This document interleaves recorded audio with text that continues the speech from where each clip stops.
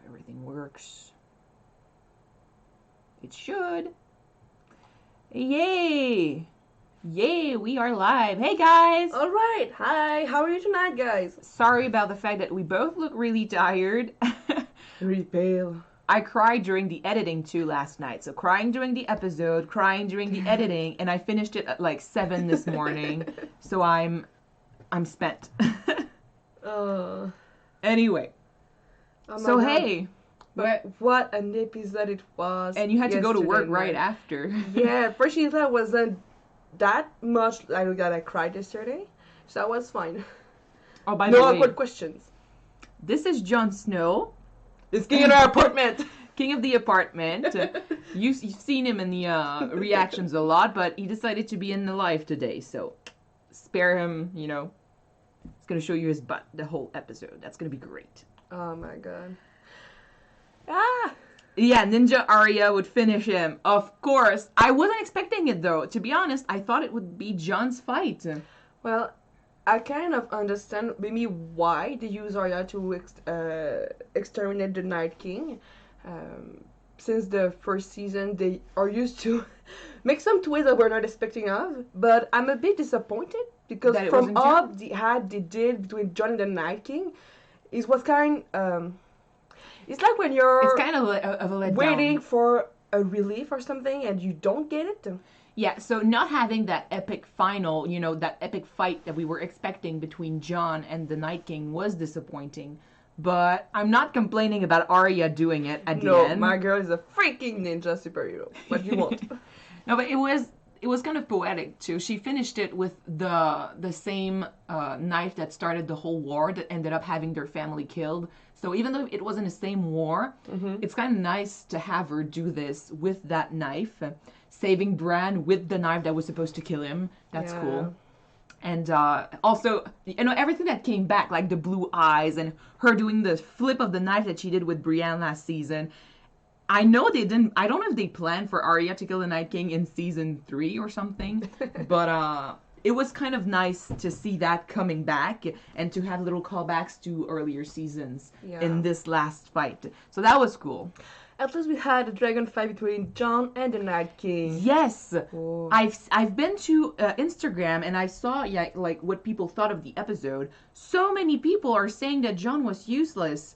He wasn't there much this episode, I agree, but to say he was useless, I think it's kind of harsh for Jon. Like, he did, you know, battle the Night King on the dragon. With the dragon, he also helped Dany, you know, kill off the whites. And after that, of course, well, he was underground. He couldn't do anything, you know, to go to Bran because he was surrounded. But he still managed with Dany to, you know, take the Night King off of Viserion. That's pretty good.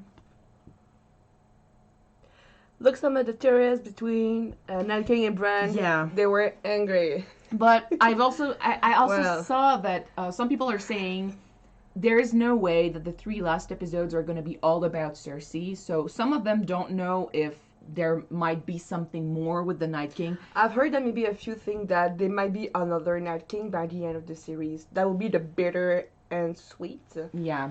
I mean, there's still the book. If the theory didn't make it to the show, there's the book. So yeah. I have a question though. They put an end on the Azor Ahai prophecy thing. That too. We didn't have that with the Night King, but do you think that since it's not about the Night King anymore, maybe it's about something else? Because technically, what is the prophecy about Azor Ahai? That's another thing. Like, having Arya kill the Night King kind of destroys the theory of Azor Ahai. You know, the prince that was promised, or the princess that was promised. She's neither. So. But what was the purpose of Azor Ahai? Can you just remind me that, please? He's supposed to bring the dawn. Oh. And the long night. The long night, which ended up being one night. So. but it was pretty long. 55 night shootings. That's pretty long.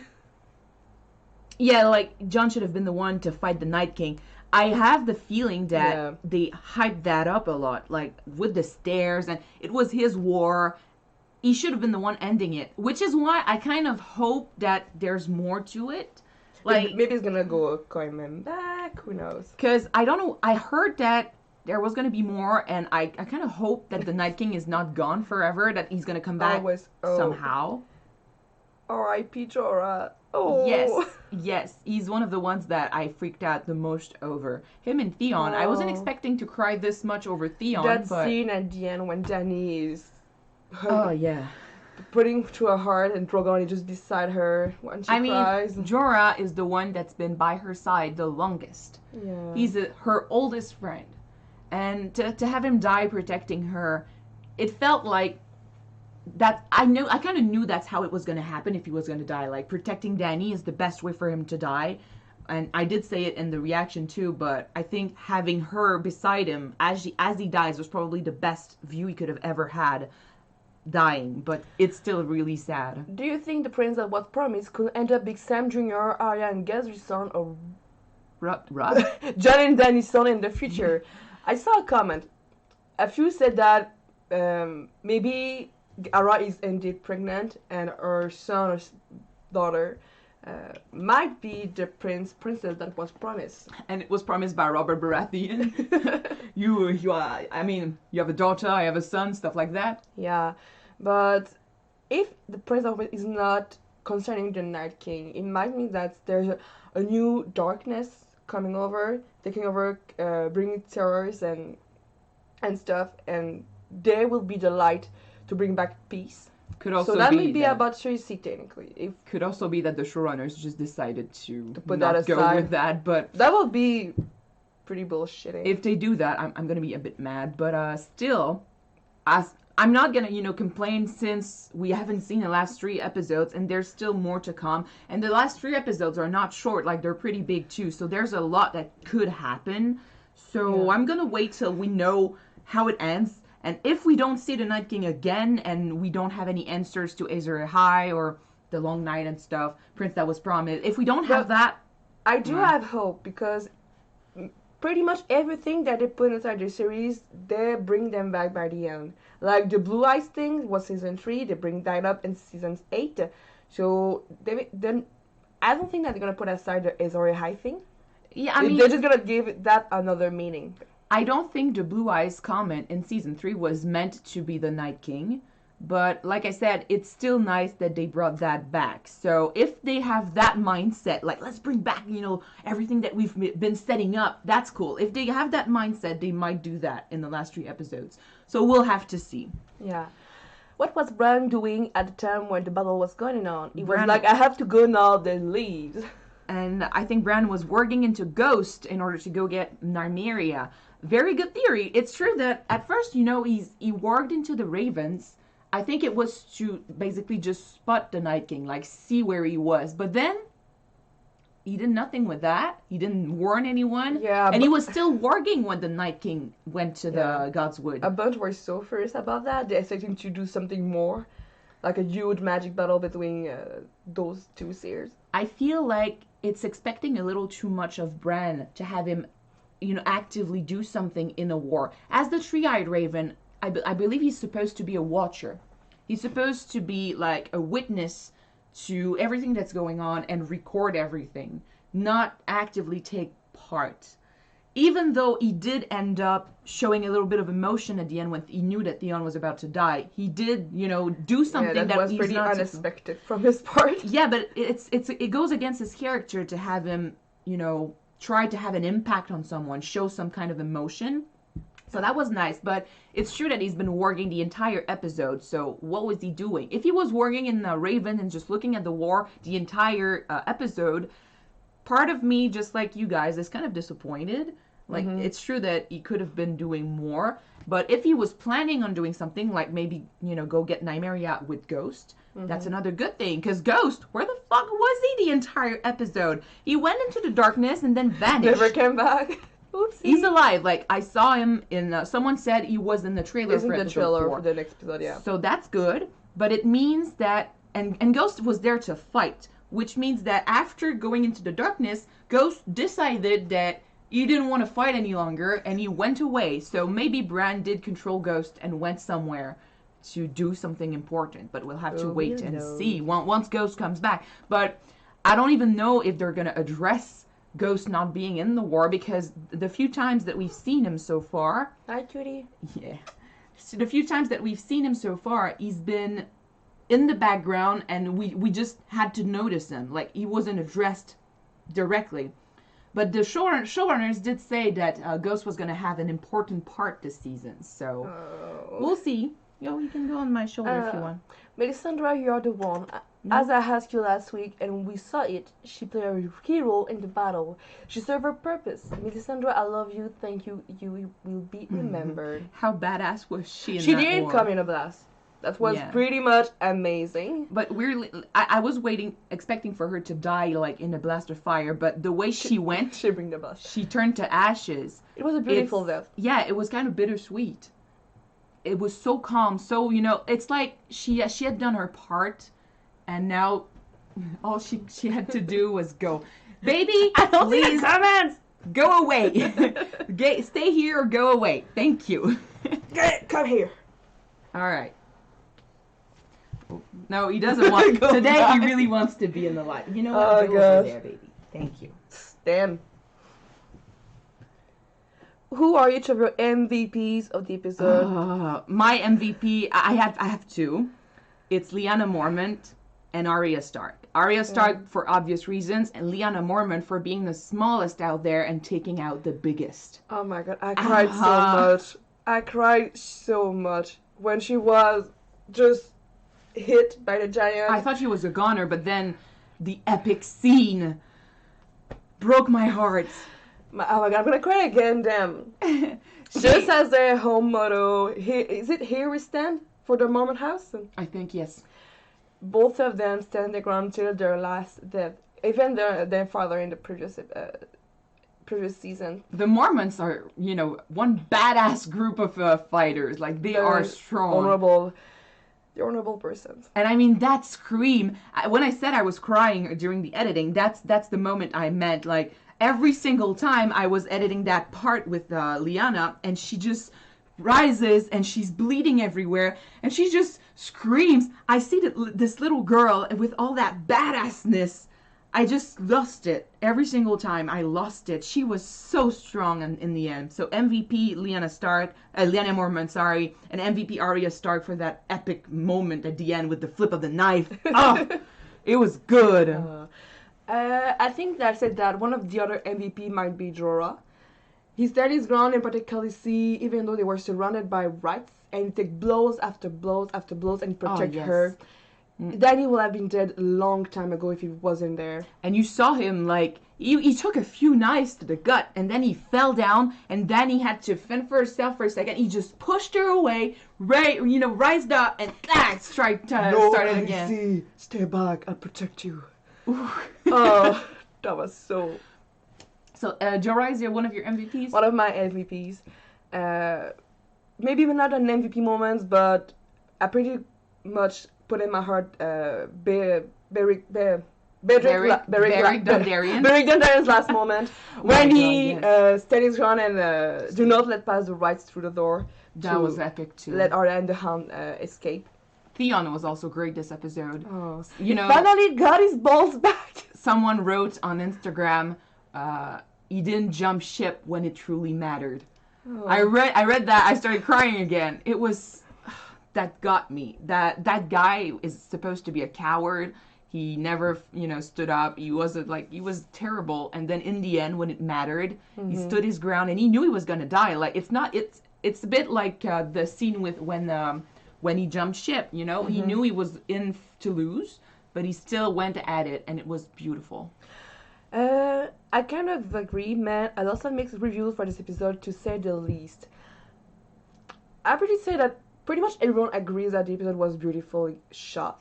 Yeah. A few of them were angry because we couldn't see shit inside the episode. But personally, I agree. We didn't see pretty much a lot of things, but the way we saw it probably is that it's for the anguish to take over us, because we just, like the characters, couldn't see nothing. Yeah. The shot at the beginning when we see the track is light, rushing through the battle and just vanishing in like a second, and to see a black mask coming over herself to attack you, and you don't know what's going on because you can see nothing. And then after that, it was chaos. Terror right there. After that, it was just pure chaos. Yes, of course, as someone who watched the show, should not be able to see clearly everything could be kind of a downside of it.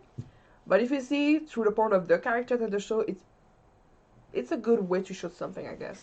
On the director's part, I think he did beautifully. Where there is mixed reviews, I think it's because of the story. It's the script basically that got The Old Night King. I guess that I was to the point saying that the Night King was and an episode only. Some of them said that the two first episode could have been shooting in one episode, and the night at least be 2 episodes long. I think we needed the preparation because the thing with Game of Thrones is that people complain no matter what happens. Last season everything was rushed and they complained. This season they're taking their time. People are complaining. I mean, we don't know yet what's to come.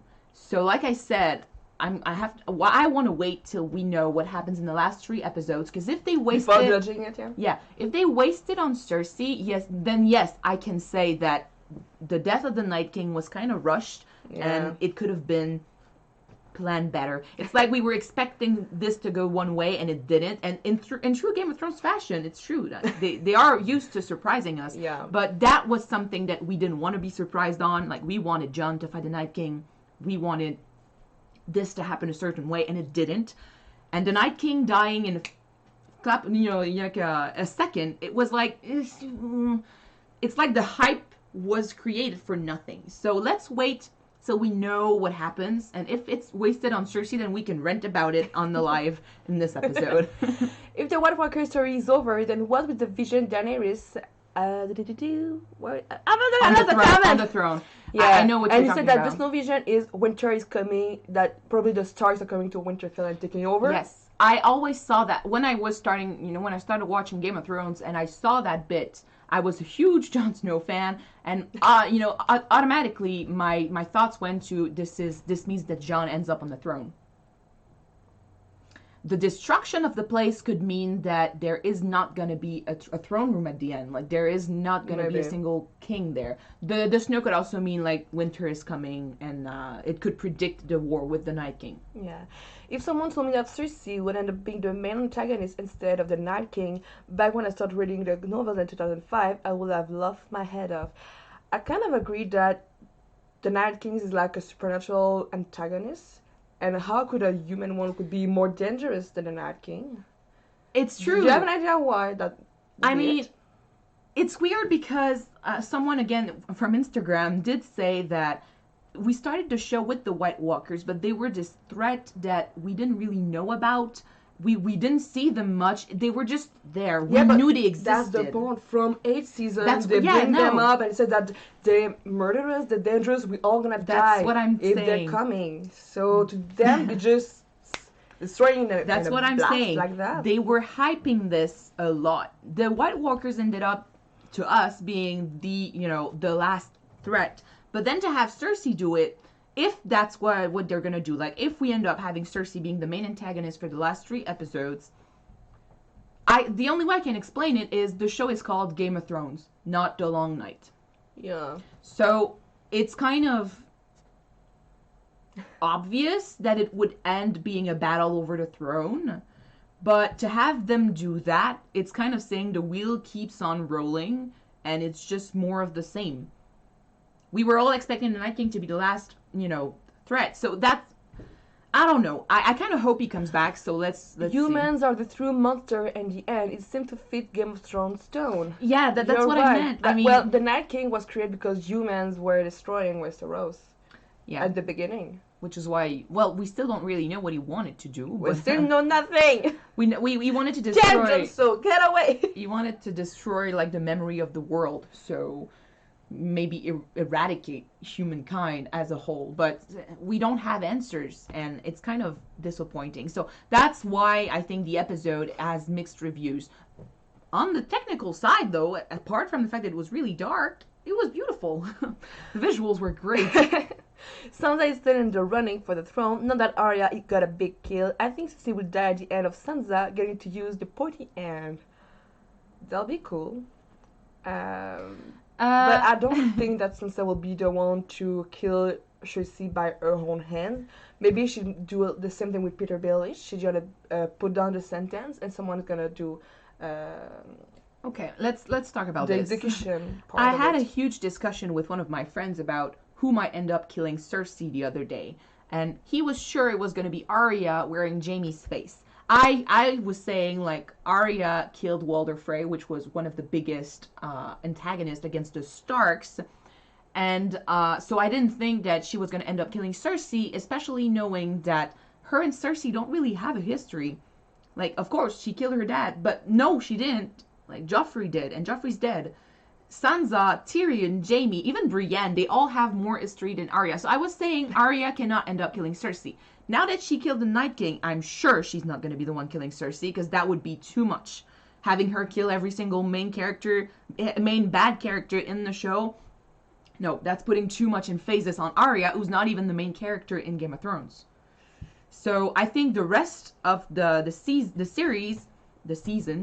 is going to be more about Jon and Dany. We didn't see much of them this episode, so I think we're going to focus a bit on them.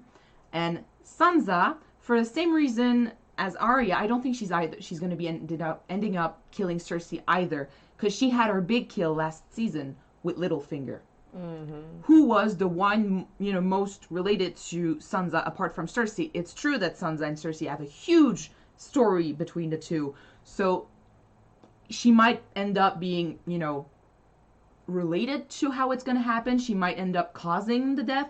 I don't think she's going to be the one doing it, though.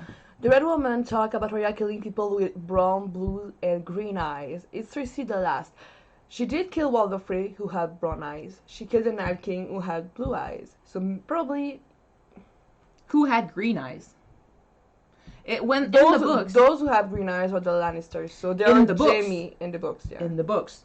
Dany doesn't have brown eyes in the books. I want to say Dany. I would say Cersei. No, but I'm just saying that the eye colors... Dany doesn't have yellow, purple eye. Yes, I know. The eye colors are changed in the series. So yeah. A lot of people are saying that Cersei is the green eyes. In the book, it could be, but like I said, after she just killed the Night King, if she ends up killing Cersei too, well then... I don't think Arya's gonna end up killing Cersei. She already killed the Night King. She killed Walder Frey, so she put down the... What high color was Meryn Trant? I don't remember. Who else did she kill? She killed the wife. I don't know if she had green eyes. She killed Littlefinger, but I think Littlefinger. Maybe he had green eyes. No, he has wear black, just like his soul. So that's another color that she did. We'll see. That's another thing we'll have to discuss once we know. She kills the whole family with blue eyes and brown eyes, so she'll have to kill another family with green eyes. Green eyes will probably be the Lannister, because those have yellow hairs and green eyes. Well, we know they have green eyes. I'm just saying that on a story level, it wouldn't make sense to have Arya kill every single mean character, every single antagonist. That's like saying, well, fuck Jon, fuck Dany, fuck Sansa, fuck everyone else.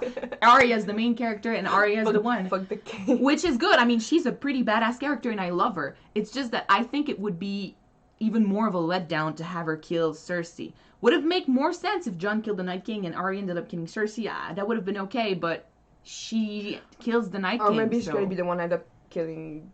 No, she's not gonna kill Jaime. She doesn't have any feuds against him, so that's not... No, I don't That's think. not good, no. And I mean, after last episode, he's pretty much proved that he's on their side. Yeah, about that.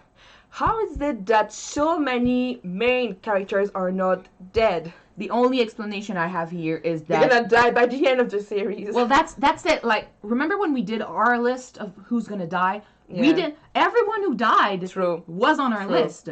True. But everyone who survived was also, on our list. So we kind of got, wrong with a few characters that ended up not dying. But every main character that didn't die was on our list of people who were surviving. I know, because we said that they have another purpose to do in the series, so Exactly. they wouldn't end up dying by the mid-season. Yeah. At first, I was putting like a lot more main characters in a dead list, and then I looked at who was surviving, and I was like, there's still 3 episodes, There's another war coming. If everyone dies in this episode, who's going to be left? So I think more are going to die, but later on in the series. Would you be down for the Journeys of Arya spin-off, Take Xena Warrior Princess, after Hercules' appearance once Game of Thrones finished? I don't think it's going to happen, but seeing more of Arya is never a bad thing. I mean, she's an amazing actress. She's very, very good. She's a good character. She has a lot of backstory. I don't think Could that be after good. Game of Thrones, Arya's gonna do other kind of adventures like in Game of Thrones that she did. But if Macy end up doing a series that put her in a badass character like Xena Warrior Princess, I will be down to watch it. Everything with Seriously. Arya would be good. That would be crazy. Yeah. Anyway, what we were talking about, sorry. The dragon battle in the sky was a bit choppy, did have that really beautiful shot above the clouds. True. Visually, this episode was stunning. Like, Stunning the masterpiece. visuals. Not only that, but, well, we saw the dragons in the clouds. That was cool. But earlier in the episode, when the blizzard came and they started, shooting fire and everything went up in smoke and stuff, that was awesome. Every lights effect work very cool and Yeah. beautiful and all the episode. Oh. The dragon battle was tense. I think the fact that we didn't really see much of it because we were from John's point of view and he didn't see much of it was why we don't really appreciate it as much as we should have. But still, dragon battle. Yeah, John and me had pretty much close calls during all of the battle with John the is the dragon. luckiest guy there is. John got escaped, ripped off of his shoulder from Viserion. Which means the teeth must have been this close to him. Danny almost ended up being blasted by blue dragon fire. Both of them, well, John did fall off the dragon by He the fell end off, of yeah. it. Almost got, burnt a few times when he was fighting Viserion on the ground. Yeah, and if it wasn't for Rhaegal to choke down bits of Viserion, both of them would have probably be dead. Yeah, poor Rhaegal, by the way. He's not dead. Like, I know he's in the trailer for episode 4, but still, he ended up being him fucked and up. Drogon showdown. Thank you. Oh my god. Stepped up, yeah. Yeah. Do you remember when we saw all of the Wrights jumping on the Drogons like an army of ants going over someone and just eating him alive? It was terrifying for a second, and especially since he basically left and we didn't see much of him till the end when he wrapped himself around Dany. We didn't know his fate. Though, I would say that if a dragon were to die off screen, that would be kind of a letdown. I don't want a dragon to die at all, but I don't want it to die off screen if he dies. So, Well, like I said, I think that by the end of the series, both dragons will be dead. I don't know. It's at the end of the series? Yeah, I don't know. It's in my guts. Why? Because why? The whole show is about the Targaryens rising up again after being, out of the story. So to have the dragons die again, it's like a repeat of what happened before Game of Thrones. Yeah, I don't know. It's what I think. I personally think that Dany's gonna die this season. So if Dany dies, maybe the dragons will just go off and restart their civilization on another land. Maybe they'll go back to Valyria. Most of the characters each should have died about 10 over times. How so many main characters survive? It's crazy. I think they got Valyrian plot armor. That's be why they survive.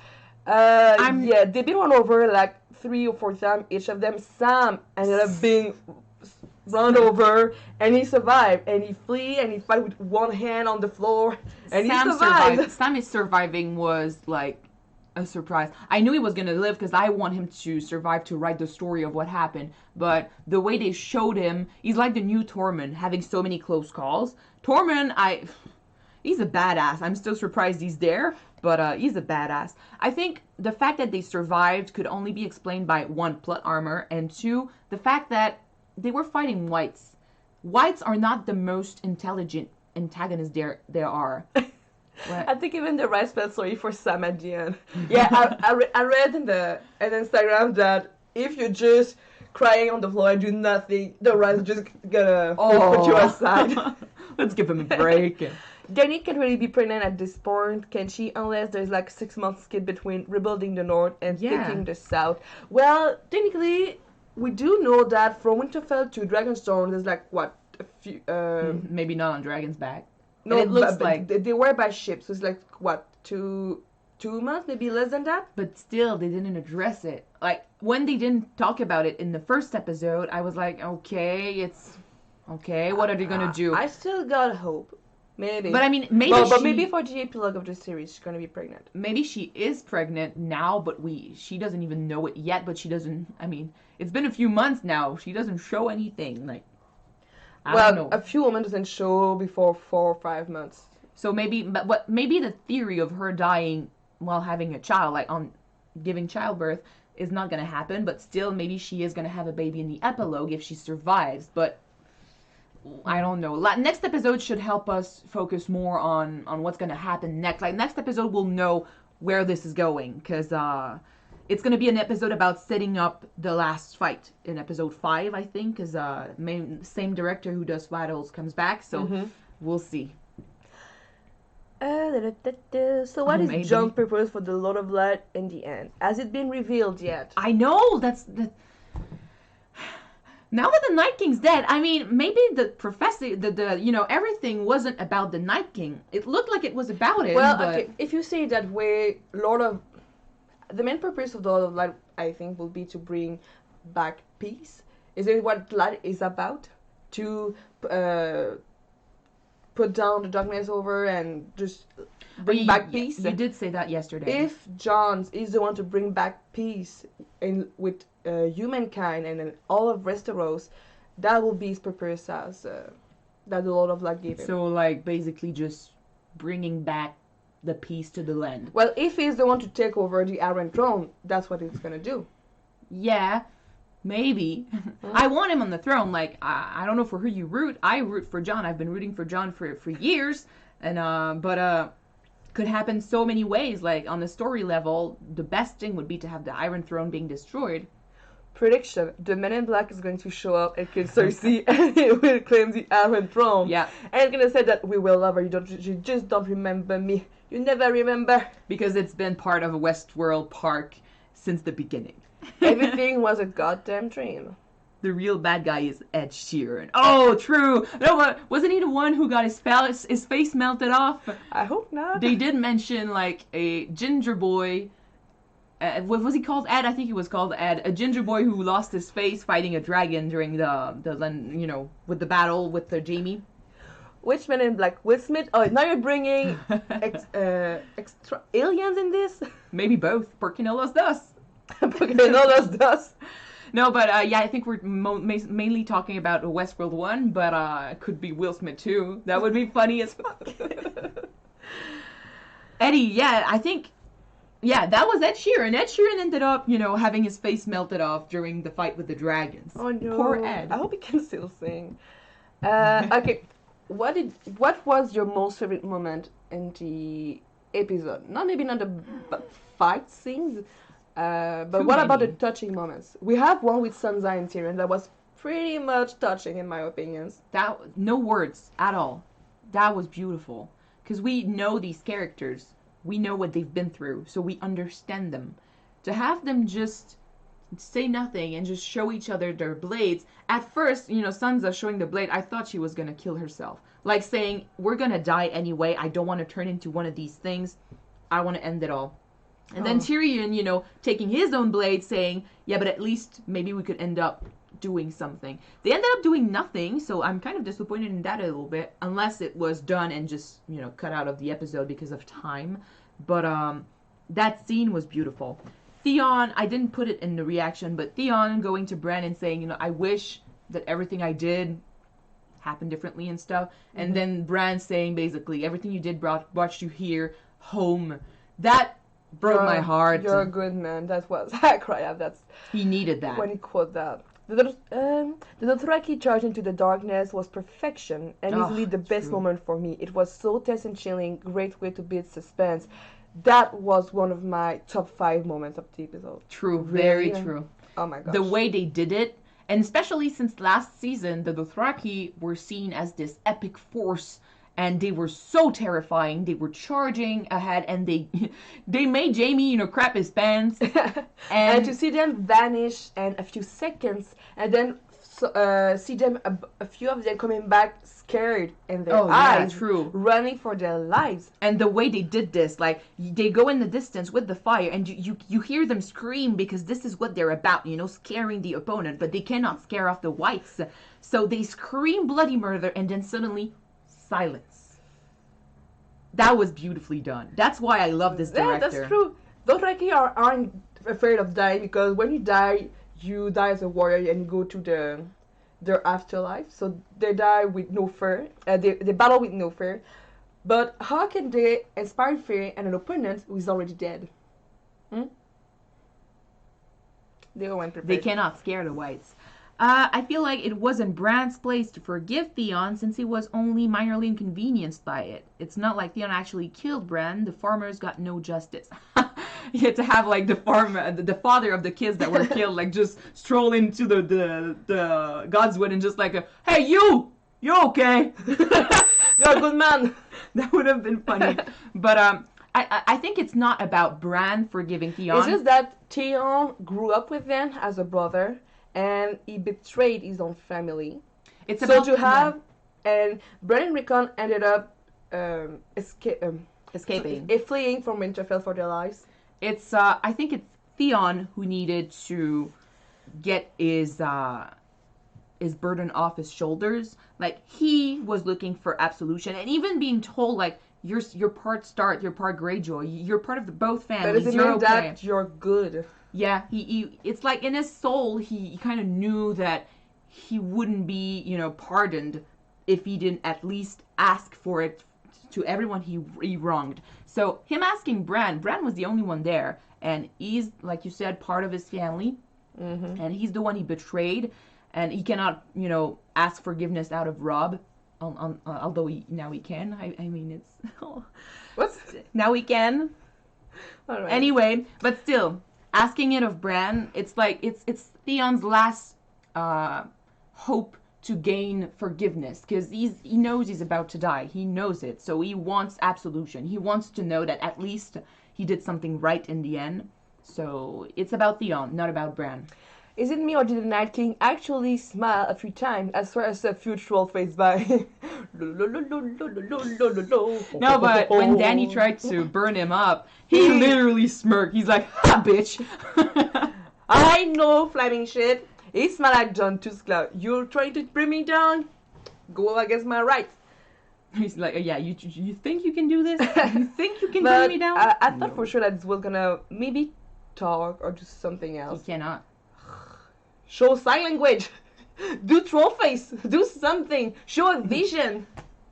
Imagine the Night King with Bran staring contest. You're going down. That would have been. That would have. If they do a comedy of that, that would be for sure in a comedy. I don't think I would have liked him talking. I think him being silent kind of puts this badass side of him. It creates this badass side that I enjoy. Having him just say nothing, because he doesn't need to explain himself. He doesn't have to, say why he's here or what he's gonna do. He just does it because that's why he exists. So to have him be silent, I think it's the best we could have had with the Night King. Now that the Night King is dead, will his mark on Bran's harm vanish? If it doesn't, we got something else with the Night King. Do you remember the ring with Samara? At the end of the movie, the mark was still on the son's arms, so we know that she was still alive. It wasn't over. So if Bran's mark is still on his arm, I'm pretty sure that the Night King's gonna come back, or something about him's gonna come back by the end of the series. So watch for it, guys. Watch for it. I don't know how he could do this, but we'll have to wait and see. He's not technically the same as every other. Well, yes, he kind of is. Like he was human in the beginning, and then someone put a dragon glass dagger in his heart. So I'm kind of surprised that he was destroyed the way he was, but still, we'll find out. I mean, I don't know. If, like you said, if the mark is still there, it means something. Dragonfire, phew, the hint shit. Valiant Steel and Dragonglass, no. Yeah.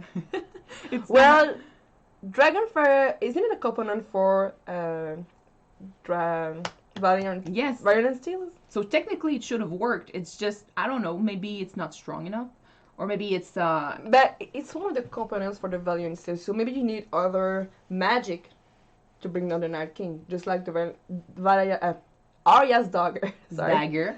Dagger. Sorry.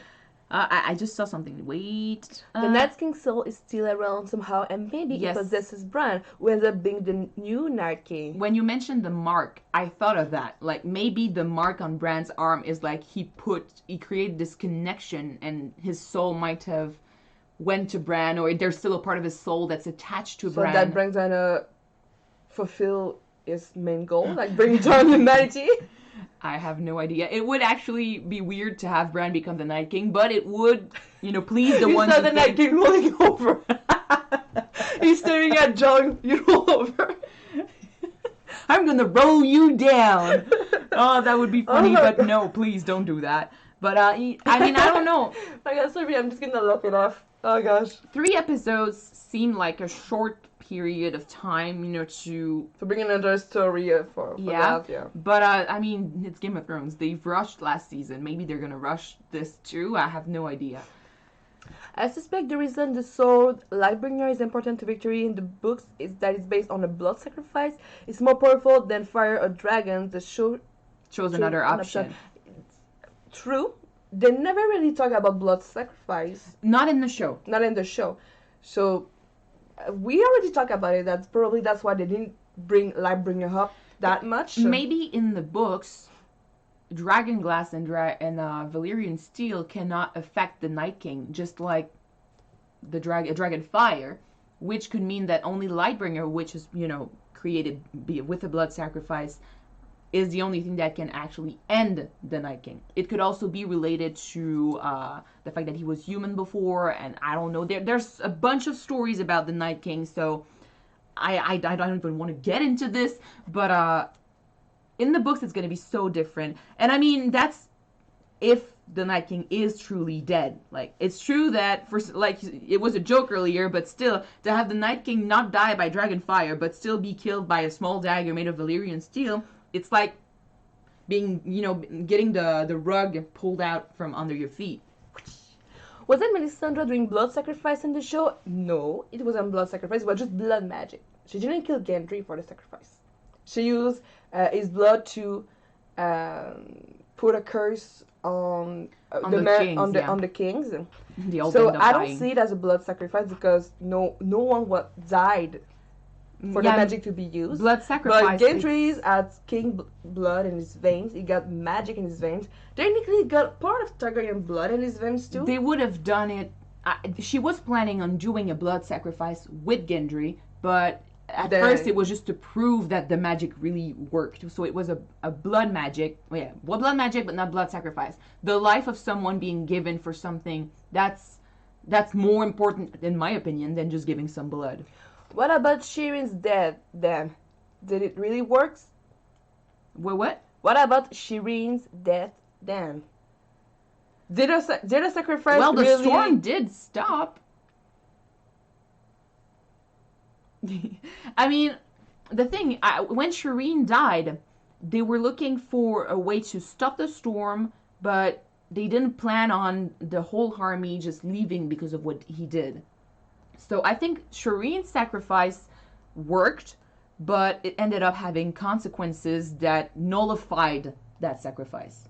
I mean, the sacrifice in itself wasn't good to begin with. But okay, I think that they do put a few tips that they are doing blood sacrifice in the shows, but they will never straight up say that that's a fucking blood sacrifice. See it? That's coming. No, but I mean, they never said the word out loud. Never. Stannis was never the king. He was never the king. So to begin with, Shireen's blood wasn't as strong as Gendry's. So we got to acknowledge the fact that her death couldn't have given you as much as, example, Gendry's death could have given you. Mm-hmm. So in my opinion, it worked. The storm stopped. But after everything else that happened, like everyone leaving and the mother killing herself and stuff, that just nullified her sacrifice. But the storm wasn't there any longer. Shireen's death is most likely the actual catalyst to bring back Jon. True.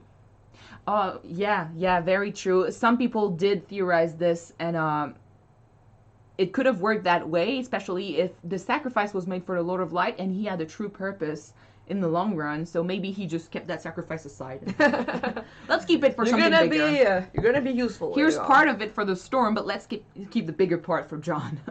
Could be. Melisandre clipping John's hair and praying for a few minutes wasn't enough. Yeah, that's Sharon's what I'm- new sacrifice probably came into play. That's what I was saying. Yeah, probably.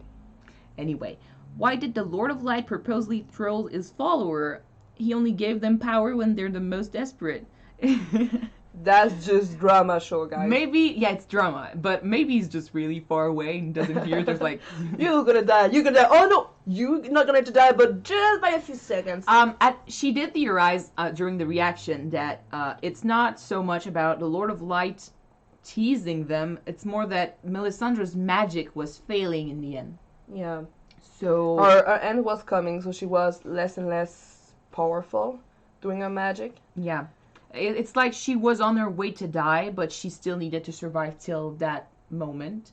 We still don't really know how. Well, yeah, maybe she was keeping herself alive through magic, and since she didn't have any more, she vanished. So that could be why it took her so long in order to create that spell. Maybe because that's when your fate is tested the most. Ah, very true. Like, keep going, because if you don't, you're not a true follower. Yeah. He demands, from his followers, total faith, total confidence.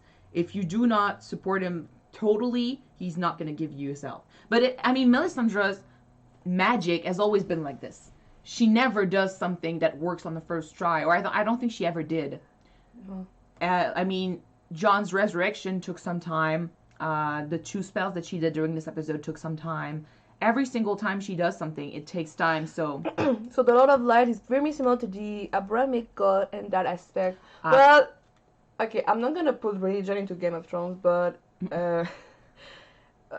pretty much every Messiah that we kind of know of today, all of them said that to be at peace, to have faith, you need to go through hardship in life. Because it's through hardship that you're gonna fulfill your life. Is it right? Can I say that? Don't know. All of our faiths need to be put through hardship. Because it's not faith if it's not tested. Yeah. Kinda. Yeah, I agree. And the Red Roman's religion couldn't be as accurate and as believable if it wasn't similar to religion in everyday life, like the religions that we know of. So yeah, it's not far-fetched to believe that there are some similarities between the two. This might be a bit meta, but that might be why we see so many saves right in the nick of time. Maybe the Lord of Light waits right until the moment before you die before he saves you. That's why Melisandre finally lit the trench just in time. Yeah, it could be. It's like saying, I'll always be there to save you, but you need to have faith in me till the end. It's a beautiful way of seeing it, to be honest. I like it. I remember in a movie that I saw named Crazy, an old woman said to the main character a story about the Christ talking to someone who was walking through the desert. The man walking through the desert asked the Christ why wasn't he there when he asked for help. And the Christ told him that, did you see your footprint in the desert? There was only one pair of footprints. That's why, because I was carrying you on my shoulder through the way. So it's like he's helping, but without being noticed in some sort of way. Yeah. I don't think this story ties in perfectly with what we're talking about, but it's still a beautiful story. No, but it means that even though you think that you're gonna die, that every hope is dead, it's still gonna be there to protect you, to help you. That's more of it. Things everyone missed on Game of Thrones. Point of Jon Snow, Aeser High, Melisandre Dothraki, and Beric in the build-up this season. Like I said, it's not over yet. The show still has, the season still has 3 episodes. We need to see the bigger picture before judging it, I guess. Let's guess that this is truly the end of the Night King, Aeser High is not supposed to technically be the one killing the Night King. That's not what it says directly. Aeser High brings back the dawn. It could mean a lot of things. Like, the thing with this prophecy is that we see it, and we tend to, explain it by its literal meaning. Like, he brings back the dawn, so it obviously means that he makes, he puts an end to the long night. The long night is the Night King, so he kills the Night King. But if you think about it, the Dark Ages. So when do we see this dawn character? I don't know. So when do we see this dawn character? Yeah, we took the prophecies by the literal meanings, but bringing back dawn, bringing back light, because also bringing back hope, bringing back peace. I was saying, like, the Dark Ages didn't mean that we were stuck in darkness forever. It meant that, the world was shit. Like, poverty, illness, wars, Death. It was horrible. So it could be the same thing with Cersei being the queen now and the world being as it is right now, trying to keep on living after what happened last episode, after the winter and stuff. It could only mean, like you said, that Jon or Aezir Ahai basically is going to bring back hope again. It's going to open up a new era. So what if Melisandre was Aezir Ahai? She didn't bring back hope at the beginning with the flaming swords. And she was there when the dawn came back. That would be kind of tragic if you think about it. She was looking for Aezir Ahai all of her life, exactly. And she was Aezir Ahai by the end of it. She was a part of it. Like, I mean, that's kind of poetic, technically. A lot of people are saying that Aezir Ahai is not one person; it's a mix of several people, and she could be part of it. That would be great. I mean, because if Jon is Aezir Ahai, he wouldn't be there if Melisandre wasn't there. If Dany is Aezir Ahai, she wouldn't be there without Jon bringing her to Winterfell, and he wouldn't be there without Melisandre. So, I mean, they wouldn't be Aezir Ahai if it wasn't for so many other people. So they could all be a part of Aezir Ahai. A god that sacrifices children is an evil god. Hi, Hans Peter from Germany. Just responding. Yeah. Keep going. A god that sacrifices children is an evil god. And what? A god didn't kill the child, the Red Woman did. That's another thing about fate. Humans tend to expect things from gods. Like, gods wanna ask us to do their bidding. If you want me, if you truly believe in me, kill that child or do a sacrifice for me. But that's a test. Yeah, they usually end up stopping them before they actually do it and say, like, I just wanted to test you. It's a terrible way of testing, but it's true that a true god shouldn't kill children. No. And someone earlier in the comments did say that, wait, I kind of lost my idea right there. Fudge! I had something, damn it! Oh, yeah, wait. Oh, yeah, they did say, sorry, that the Red Women did say they can sometimes interpret the signs wrong. This could be... That was a pretty wrong interpretation. Because, I mean, Melisandre was killing people left and right at first before her faith truly was tested, when she believed that she couldn't do anything and she had to bring back Jon Snow. So that could have been when the Lord of Light actually did help out. Before that, it was blood magic, blood sacrifices, stuff like that. But the god actually doing something, I don't even think he did anything for Melisandre till he actually brought back Jon Snow. There was no blood sacrifice there. There was no gimmicks, no nothing. She just said the words and had faith. That's how it worked. So before that, maybe he wasn't even helping her. No. She thought she was doing stuff right, but she wasn't. And after that, she never did another blood sacrifice again, another sacrifice true. At all. It is true. No afterlives in this world, true. Well, that's what Jon said when he died. Like, when he was brought back to life, he did say that there was nothing. I've read somewhere that it could be because he wasn't truly dead, like his soul was still there. I know in the books it is highly... hinted that, well, they hinted the fact that he might have warred into Ghost, so that's why he was able to be brought back. Basically, you just heal the body and bring back the soul, because the soul is not dead. So if Jon wasn't truly dead, his soul could have been like in limbo or something. But the only way for us to know would be to actually like have a character truly die and say to us from the afterlife, oh yeah, there's nothing. So but I mean, it's true that if there is nothing else after, there is no true Lord of Light. There is nothing. There's just It's just Melisandre's power from the beginning. I don't know. It's a theory. Okay. Who do you both want to end up on the Iron Throne in the final episode if the show goes this route? I don't want Cersei for sure. That's one of my biggest hope. I would like for Jon to be on the Iron Throne. I think that he deserves it the most. For all his faults and flaws. It'd be one hell of a king. Yeah. The thing with the other choices is they're too obvious. I know Jon at this point is obvious, but he started the show as the one who had the least claim. Like, he was a noble that we knew. He was going to the wall, following this, taking this oath that was basically stripping away his right to have anything. And so he was the least possible choice there was. And we end up learning that it was his destiny all along to be on that throne.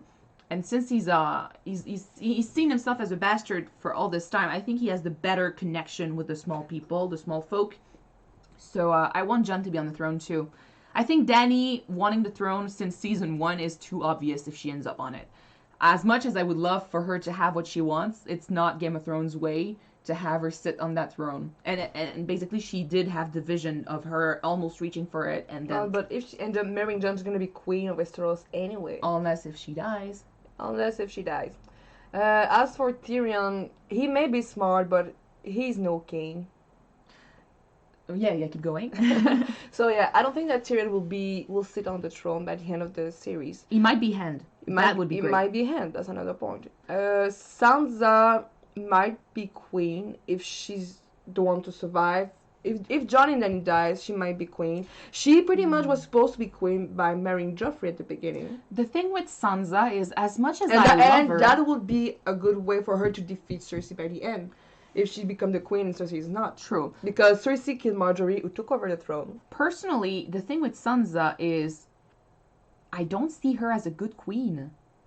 I'm kind of afraid she would end up being more like Cersei than she wants. Because she's all brains. I mean, the thing with a good king is, in a good king, I want someone who's ready to put his life on the line for his people. Arya did that. Jon did that. Dany did that. Sansa never did it. She hid. When she became Lady of Winterfell, she took the citizens' hardship at heart. It's true. She attended problems with a strong hand. She listened to their complaints and she did something about it. So that's the good qualities for a queen. If she's doing the same thing as a queen of Westeros, she will be a good queen. I don't know. I'm afraid, like I said, that she would end up being more like Cersei. Side note, don't worry, Douglas. There's still more to come. You can participate in the rest of the conversation. Anyway, so yeah, I think... And the thing with Sansa is, after everything she went through in the South, I don't even know if she's ever going to want to go back there. So... Oh, hell no! I'm not going back! No, but it's true. I mean, after everything she's been through, I think she's happy to be in the North and to be Lady of Winterfell. She's a good advisor. I'm not going to say otherwise. She's a very good Lady of Winterfell. She's good at what she does, and she's learned a lot from Cersei. She'll be Warden of the North. Kind of.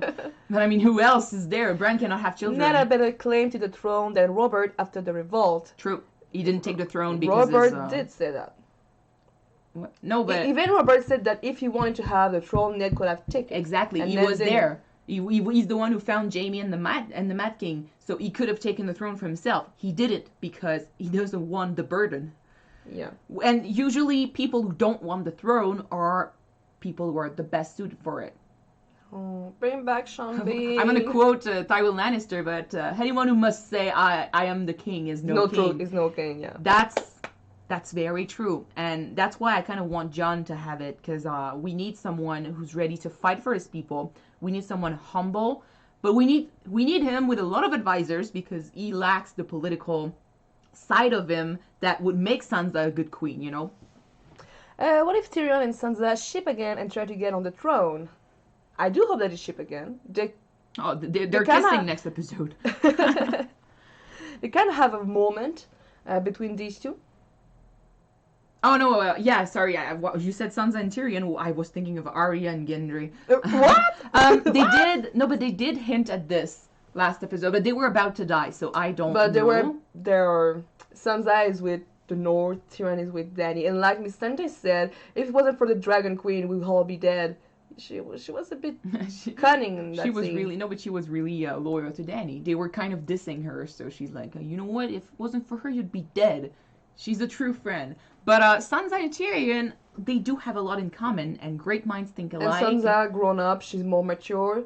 She sees things for what they are. She doesn't see judged by the first appearance. She's judged by the character now. Theirs is not a relationship of love, but of equivalence. I mean, it's like they're both Trust. Yeah, trust. I think if they end up together, it's not going to be because they love each other. It's going to be because they don't want to be with anyone else and they understand each other. So they're going to be a team rather than a couple. But it would be cool. Sansa said Tyrion was the best. They might rule Winterfell together. It might be called back to their marriage in season 3 when Tywin said he will rule the North. That might be a good way of seeing things. If Sansa still stay in the North and That would Tyrion, be great. my gosh, Tywin was right. Tyrion will rule the North, even though he didn't That want to would do be that too. that would be something that they did set up earlier in the season that they could bring back. And I mean, this episode they really did hint at the fact that they could have a relationship again. Like they supported each other in the end, and you know Tyrion kissing Sansa's hand. They were married for a short time, but they were married. So there is something. Yeah. And Sansa, after everything she's been through, I don't think she's ever going to take another husband that's not someone that she already knows and trusts. Yeah. Arya and Gendry on the throne. It is true that Gendry, if he is legitimized, have a good claim on the throne because his father was king. But I don't see even though she has good quality, I don't see Arya as a queen. Nor her. Yeah, she doesn't. She wouldn't want it, just like her dad. And Gendry, even though he's not that he's Robert Baratheon bastard, he doesn't want to be Lord. He's not in his character. Well, he could be Lord of Storm's End. Yeah, but he wanted to be worthy of Arya because she was a lady of a noble blood. He wasn't. Not. Yeah, the true question would be who wants the throne. Dany, she wants the throne. Yeah. Cersei wants the throne. The best would be for someone that doesn't want the throne to end on there.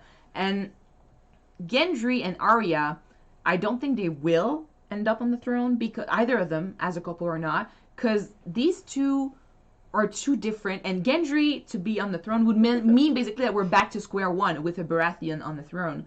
So it's like saying that the show would mean nothing. Repeating itself. Yeah. So I don't want that. And for Arya, I think it's like her dad. She doesn't want the burden.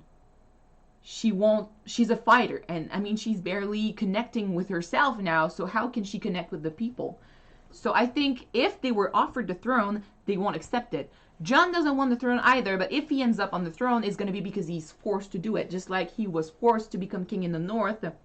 And he did accept being king in the North because by being king in the North, it's the best way. Yeah, it's the best way to protect the people, and it's the best way to have things being done. And he wanted things to be done for the war. So if he ends up being on the throne, it's because it's the best way for him to bring peace. We're getting ahead of ourselves. Depending on who left standing, claims won't mean much. Very true. Davos could be on the throne if he survives. It's if assuming there is still a throne at the end. Yeah. Because I mean, the last battle, it's gonna be in King's Landing, so yeah, about that. How many are left in Winterfell? Like 50 men, maybe less. The army is like basically nothing. The army is gone. I gotta fight against Cersei's army. They got no one's left. They have a bit. Well, we've got Bronn who's bringing the Lannister army, and I mean Jaime is kind of well respected. Oh, imagine that Lannister soldier against Lannister soldier because they're faithful to Jaime. No, he was the commander. Yeah, if they are, well, Cersei has the Golden Company, but they only answer to people who pay them. And in the books, by the way, they support Aegon Targaryen, so I don't know if they can bring that in the show too, but I mean, I've read somewhere, and a lot of stories actually, that it could happen, that the Golden Company could turn tail and just support any Targaryen that they see fit for the throne. So there's that, but even if she still has the Golden Company, the Lannister army could end up following Bronn into battle, and when they see Jaime, they just flip back on Cersei. To have everyone turn their back on Cersei and just go and attack her, that would be terrible fate for her, but she kind of deserves it after everything she did. Queen fought with their troops on the battlefields in real history since forever. Really? Great. Never knew that. Well, we don't Well, hear much history Queens. doesn't tend to put women on the front line when they talk about battle and Doesn't stuff. mean they never did it. Yeah, I'm pretty sure there's a huge bunch of awesome women who did battle and fought for people. Yeah, I mean fake gone exactly.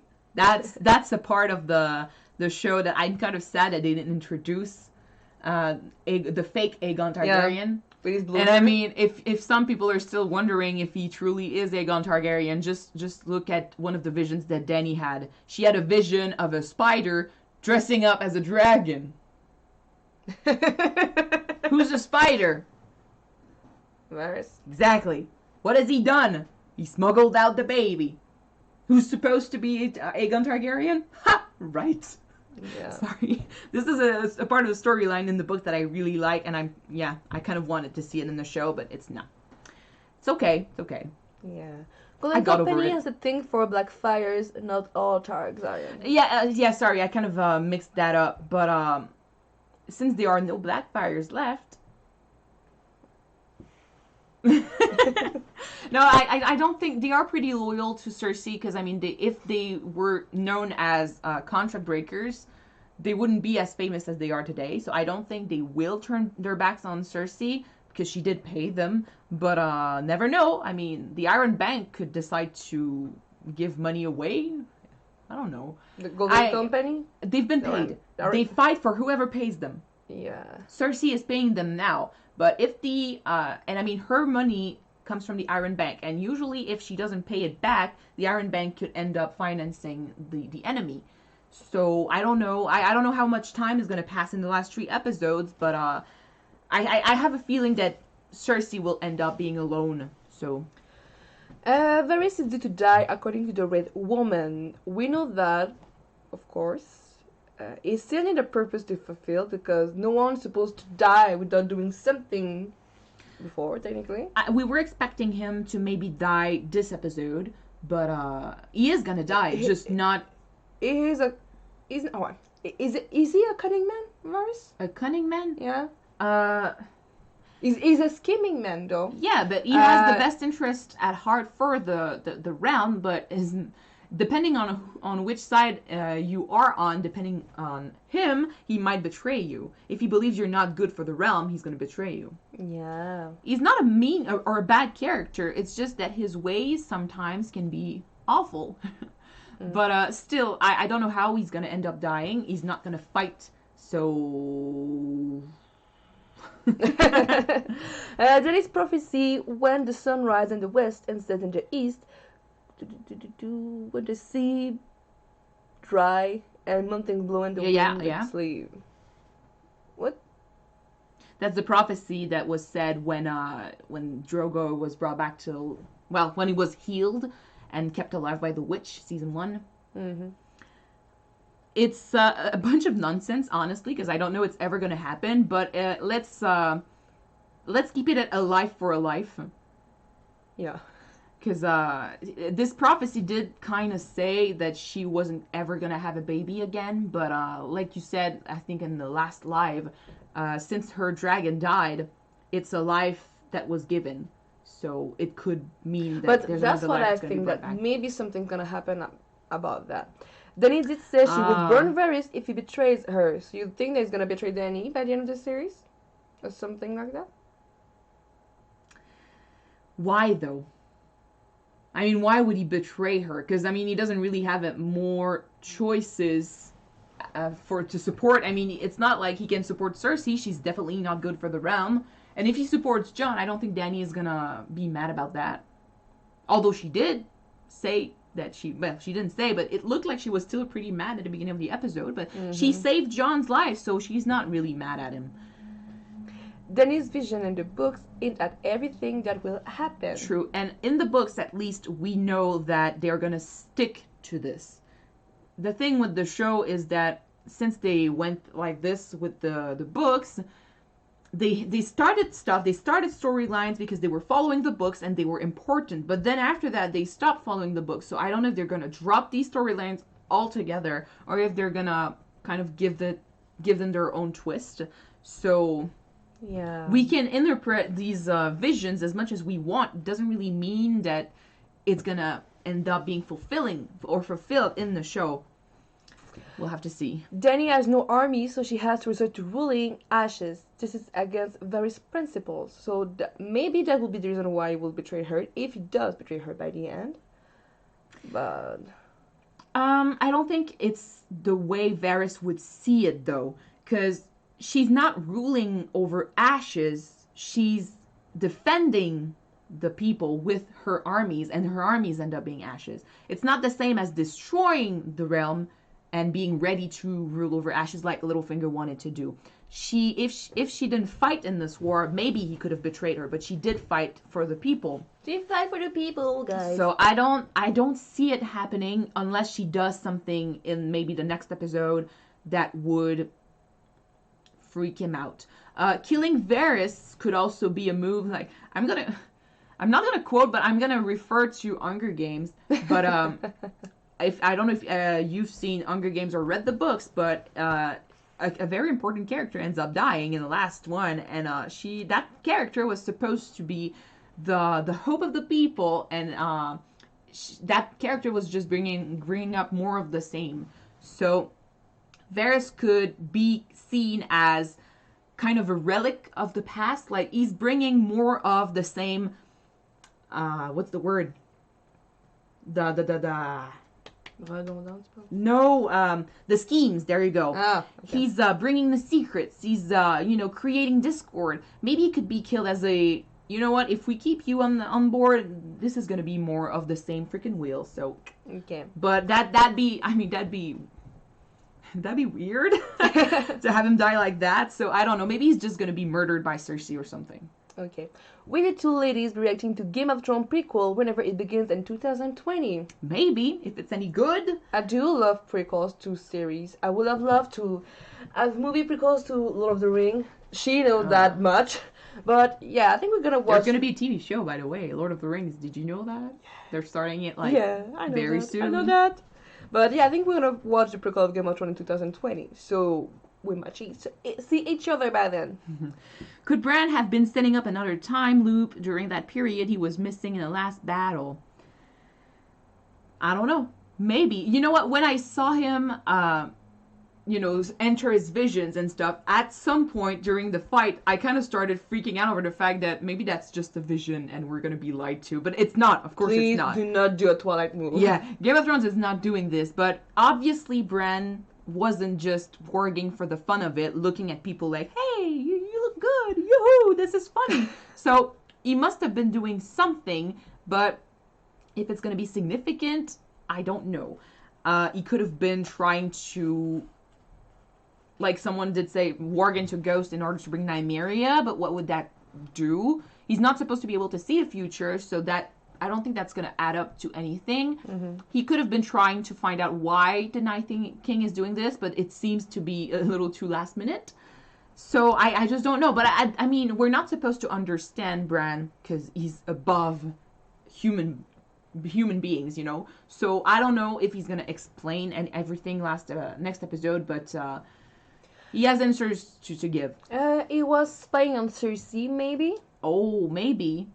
For what? But then, I mean, for what is next to come? But I mean, at this point, he also believed that he was going to die this episode, so it's like preparing for something that you're not even sure you're going to take part of. Maybe he was possessing the elephants to bring them to King's Landing.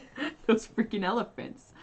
But speaking of elephants, I'm really glad that there are not going to be elephants in the show, because it's like worse than giants, and we don't have a Lyanna Mormont to kill them now, so yeah. Will we see elephants? No, that's what I mean. Like, we're not gonna see elephants, I think, because no how elephants? Do you fight? How do you fight elephants? Like Legolas, you jump on them. Yeah, but there are no Legolas in Winterfell. We got Ninja Arya.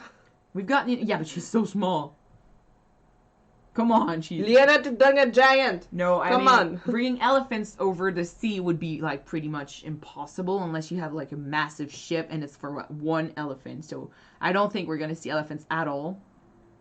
We didn't see mammals, and they were justified. Very true.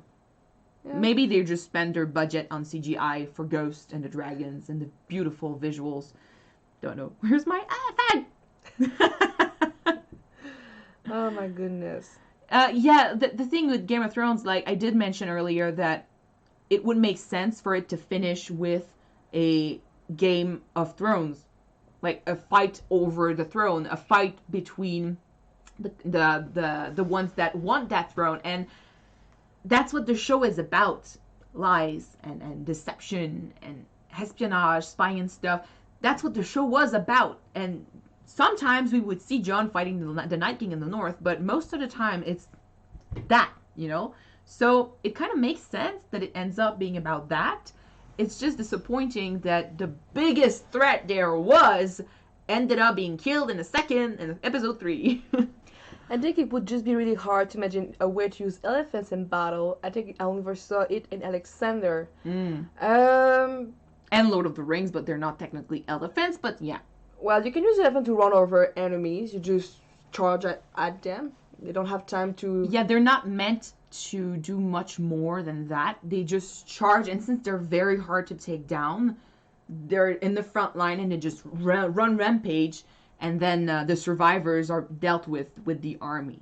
Or they're there to transport stuff, because since they're, like I said, hard to take down, they can protect the equipment and the resources better. So I feel the exact opposite about that. The show seemed to be that the Game of Thrones was a distraction from more important threat. It was about people learning to get along for survival. yes, I completely agree, which is why I was surprised when I saw the Night King die like this in episode 3. I was so sure that somehow this war was going to be lost and they would flee south and the last battle would be in the south. For Cersei to be defeated by what she didn't even believe in, like the Night King, would be great.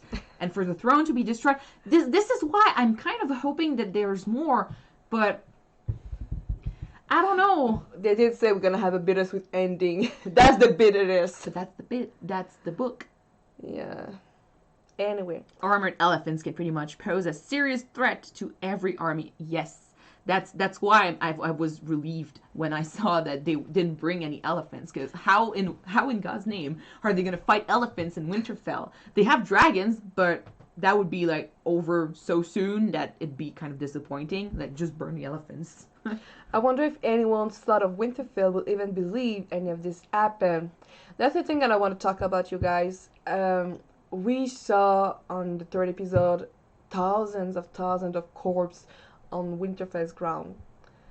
I hope that we're gonna see more of the consequences the next episode, when the morning's gonna come and when people are gonna go out because they survived the long night. You want to see the aftermath? Like, you want the next episode to start I want to see in the morning of the I next want to day? see the aftermath. I want to see the mornings. I want to see the loss, the grief. Pretty sure I saw them, burning funeral pyres next episode. So I think. But how can you bury thousands of people? Funeral pyres? Yeah. You burned them. But that's why you cannot burn them all. You need to burn them. But I think stories are gonna be told about what happened during that night, and stories will become legend. And I mean, it's not that far-fetched to guess that's what's going to happen. I mean, the first long night, I mean, even the people in the Citadel who had books and, reminders that this really happened ended up saying, you know what, it was just legends. So over time, even the people in the North might even start believing that this didn't really happen. Like, it could be a metaphor. It's a legend. Oh, they said that, but it didn't really happen. So if the people in the North over time stop believing in this, the people in the South who never fought a single second in their life, of course they're not going to believe it. Hey, at least they don't need to burn the bodies anymore. Yes, they do. If they don't, they're gonna bring plague. Yeah, that's the harsh truth, though. But and I mean, they're not going to bury thousands of dead corpses. That would ruin the crops, and that would kind of, like you said, bring illness and stuff. But now, after that, yes, they can bury their deads. Now, speaking of the Starks waking up in the crypts, we were we were expecting that, and you guys were expecting it too. But I kind of thought that we wouldn't see it, but it ended up happening anyway, and it was epic as well. I was kind of we didn't get to see Ned Stark or Rickon or anything, but I don't think we would have seen them. I don't even know if there was enough left of Ned Stark for him to be brought back. Well, I know that Joe Dempsey made the actor who played Robert Baratheon. Really? He said that in an interview, yeah. And I'm pretty sure he didn't meet him early on. Well, Robert Baratheon is not buried in a crypt, so where are you going? Where are you going with this? Well, maybe it was an old interview, I guess. I'm sorry, guys. All right, the children of forest are extinct. Do you think that couldn't be true? What? The children of the forest are extinct, so they're not going to be able to create a new Night King. Well, I think the last of them were killed in season 6 when the previous Three-Eyed Raven was killed. So I don't think there are any more left. Yeah. So I don't know. For the Night King to be back again would mean that he's still alive somehow. That it wasn't enough to kill him. It might be enough to kill his physical body, but maybe his soul is there again. I mean, I don't know if he's gonna possess anyone. If someone else is gonna turn into the Night King. I don't know. I'm not sure if it's all over yet. What were those that I had to hide from doing there? If they wanted to kill people, they were taking their sweet time. What were the Whites doing in the library? Well, when that scene happened, I did say, like, as a joke, what are they looking for? So I don't know if they were looking for something to help the Night King or something to create a change in what's going to happen in the future. I have no idea. Maybe they were just, looking for survivors, and since there was no one that they knew of, they just, randomly walked. But that would be weird. Like, it's true that it looked like they were looking for something. And I don't know, the whole thing seems like it was supposed to be more than it ended up being, and we don't know what the Night King was truly after here. Like, he brought in all his homies, all his White Walkers with him, and like a gang, they just went into the Godswood, and he didn't hurry or anything. He was about to kill Bran, that we know, but the other White Walkers just standing there, like, it looked like about it was... that, I'm really disappointed that we didn't see any fight between the generals or the main characters. They weren't needed. They did nothing. They weren't needed.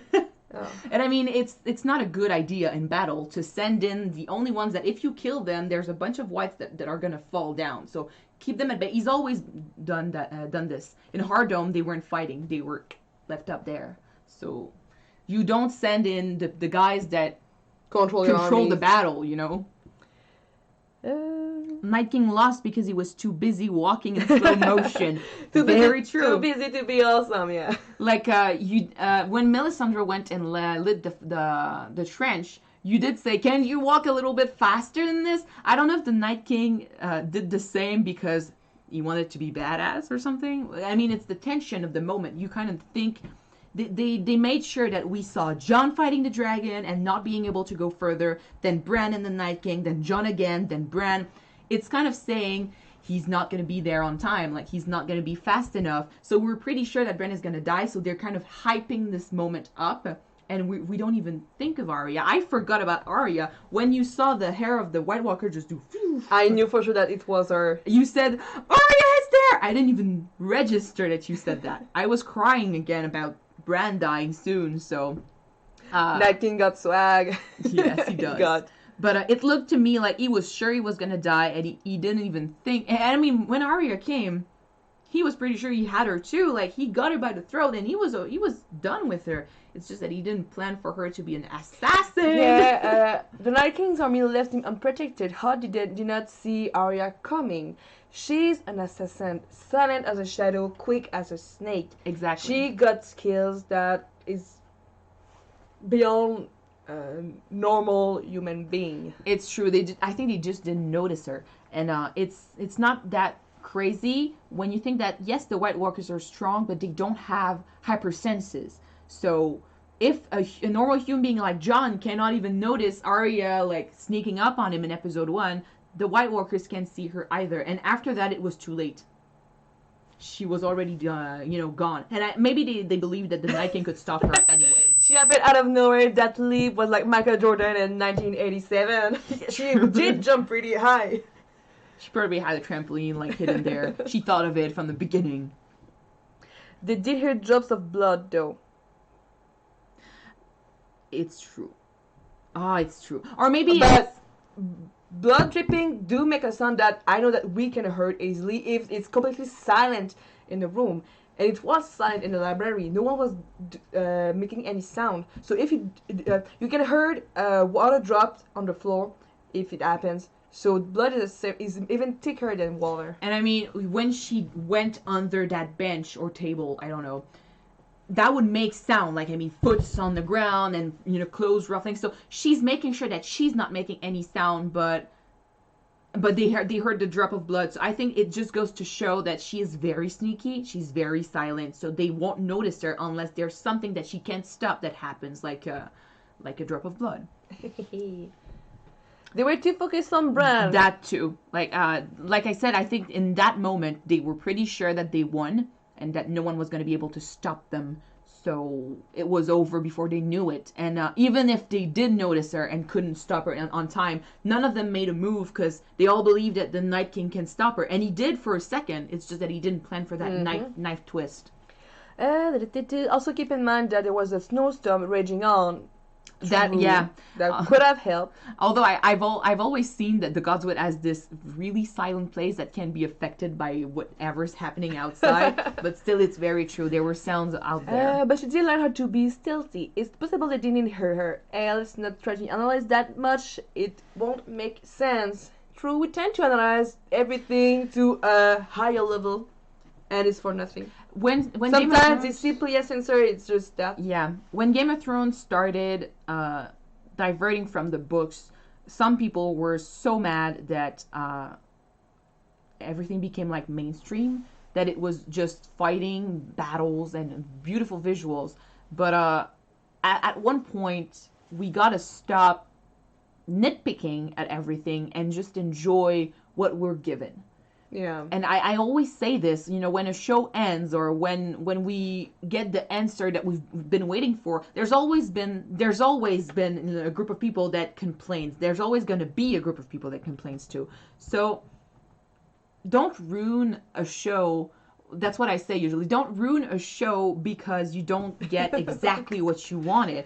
You need to enjoy what you've been given.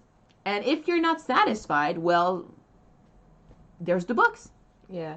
Is why didn't they fly into Mordor then all over again? Didn't Gandalf said in the book that he didn't do it because he couldn't use the eagle?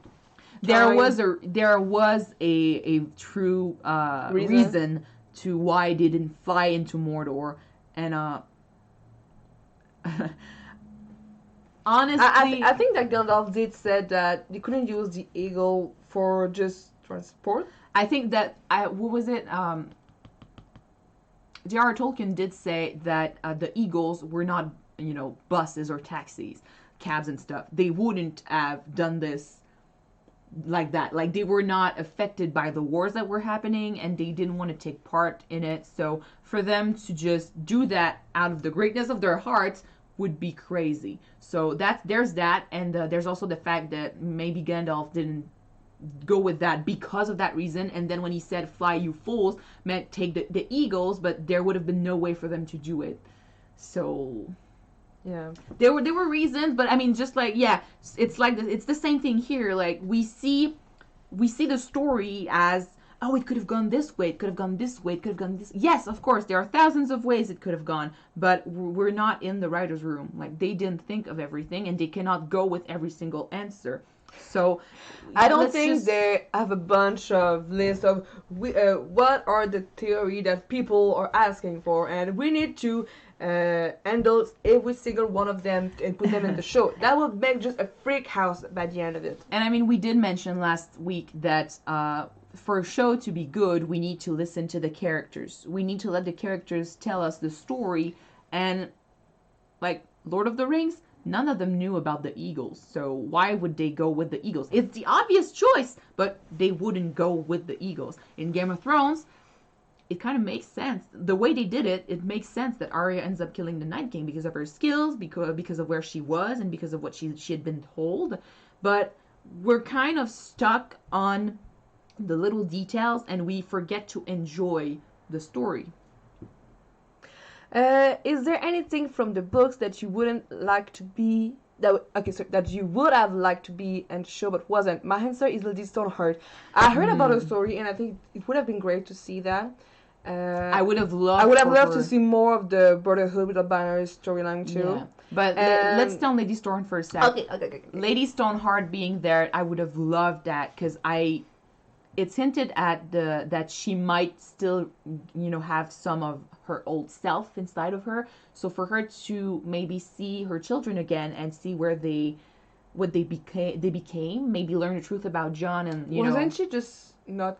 She has Catelyn Stark memories, but she can't talk and stuff because her throat has been cut. But she still understands. I mean, she's just that she's kind of possessed by the rage that she felt in her last moments. But still, for Lady Stoneheart to get to see her children again and maybe learn the truth about Jon and therefore learn that Ned never actually betrayed her, that would have been something great to explore. So, and in the show, it would have been amazing to have that actress back. She was so great. I did mention earlier. Lady Stoneheart can talk, but she needs to cover her throat so that she can speak. Exactly. She can speak. But yeah, she has Catelyn Stark memories, but she's like separate from Catelyn. She's another other entity whose only purpose is to bring death and revenge on those. Yeah, like she's possessed by the rage. She's possessed by her rage, but she's still. But if they did bring Lady Stoneheart, we're gonna have Arya killing Walder Frey's family by the end. So that's a dumb. Does she kill Walder Frey in books? I think she's the one who killed. I don't even think Walder Frey is dead in the book. She kills some of them, like she kills people that hurt her family behind the scenes, but Walder Frey's not dead in the books. I don't think he is. Is it? Anyway, while we wait for your... I don't think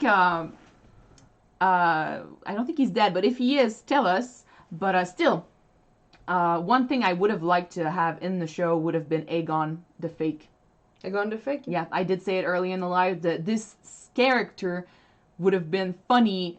Well, not funny, but it would have been great to explore more of the gimmicks and more of the schemes that Varys did put in the show. Real Euron would have been a better villain than Ramsay. You did say that Euron was even crazier than Ramsay. It's pretty much right now. I like the way he portrays him, but it could have been much more. Well, after Ramsay's death, Euron was supposed to be the next big crazy guy. Like we had Joffrey, we had Ramsay. It was supposed to be Euron next, and the way he is portrayed in the show, it's just not.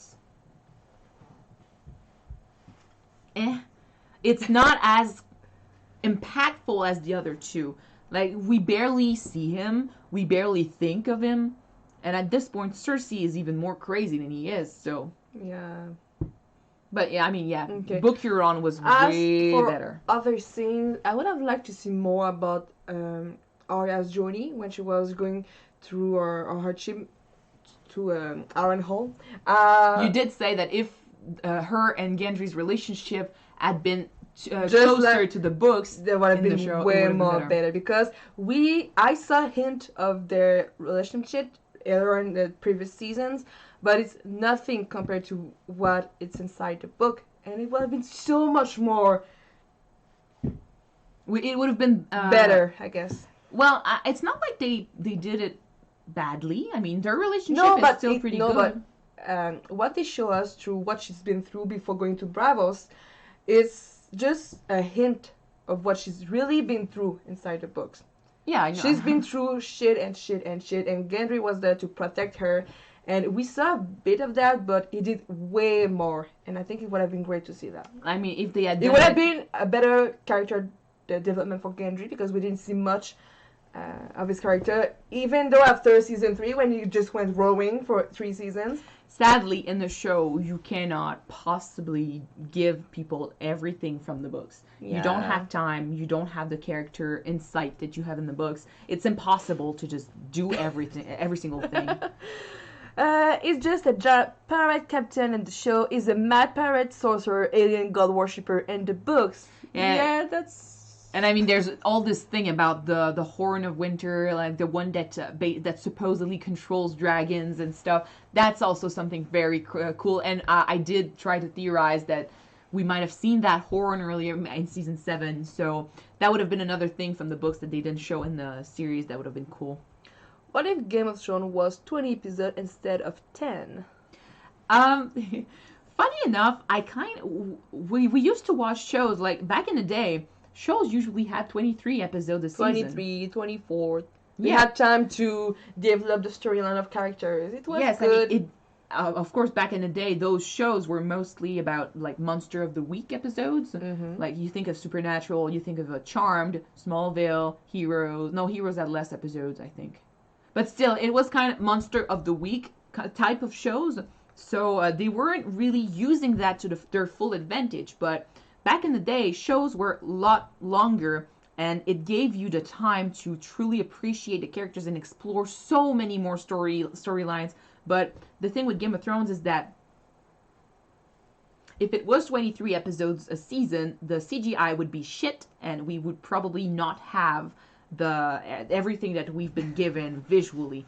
I mean, is it bad not to have the CGI and the visuals in order to have better story? Of course not. Better story is always a must, but I think what made Game of Thrones such a popular show now and what made it possible for us to have more of Game of Thrones is the fact that it was a big show. It was something big, and to be big it needs money, and so we can't have everything.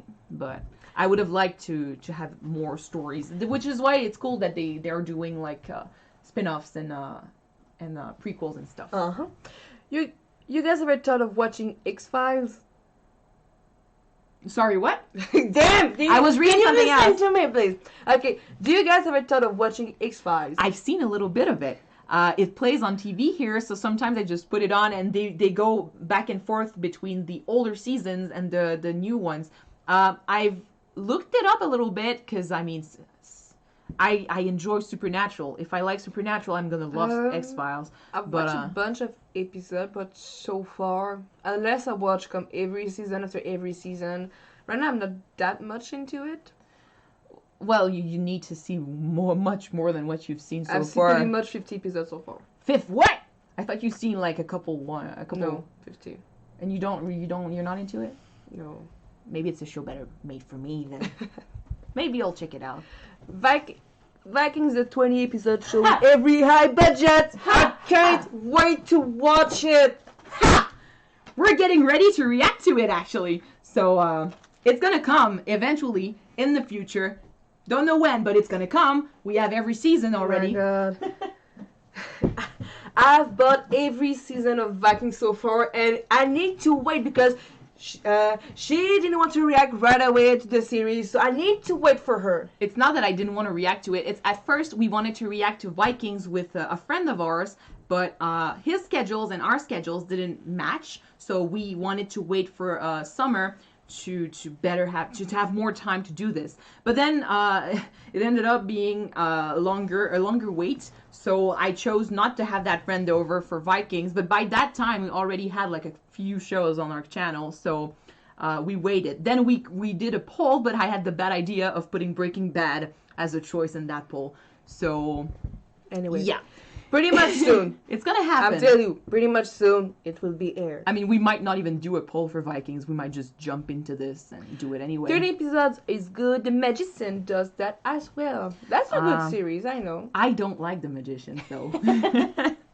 I feel like The Magician... You don't like the Einstein when they're doing their magic? I think it's silly, but it's not that's bothering me. To be fair, I've only seen the French dubbed version of Magicians, and I feel like, especially now that I'm used to watching shows in English, giving a show the French dub or watching the French dub usually gives it a silliness that I don't appreciate. So I don't know if that's that, but I feel like Magicians falls into the pit of shows, of modern shows that kind of lost their soul a little bit. Yeah, not like back in the days.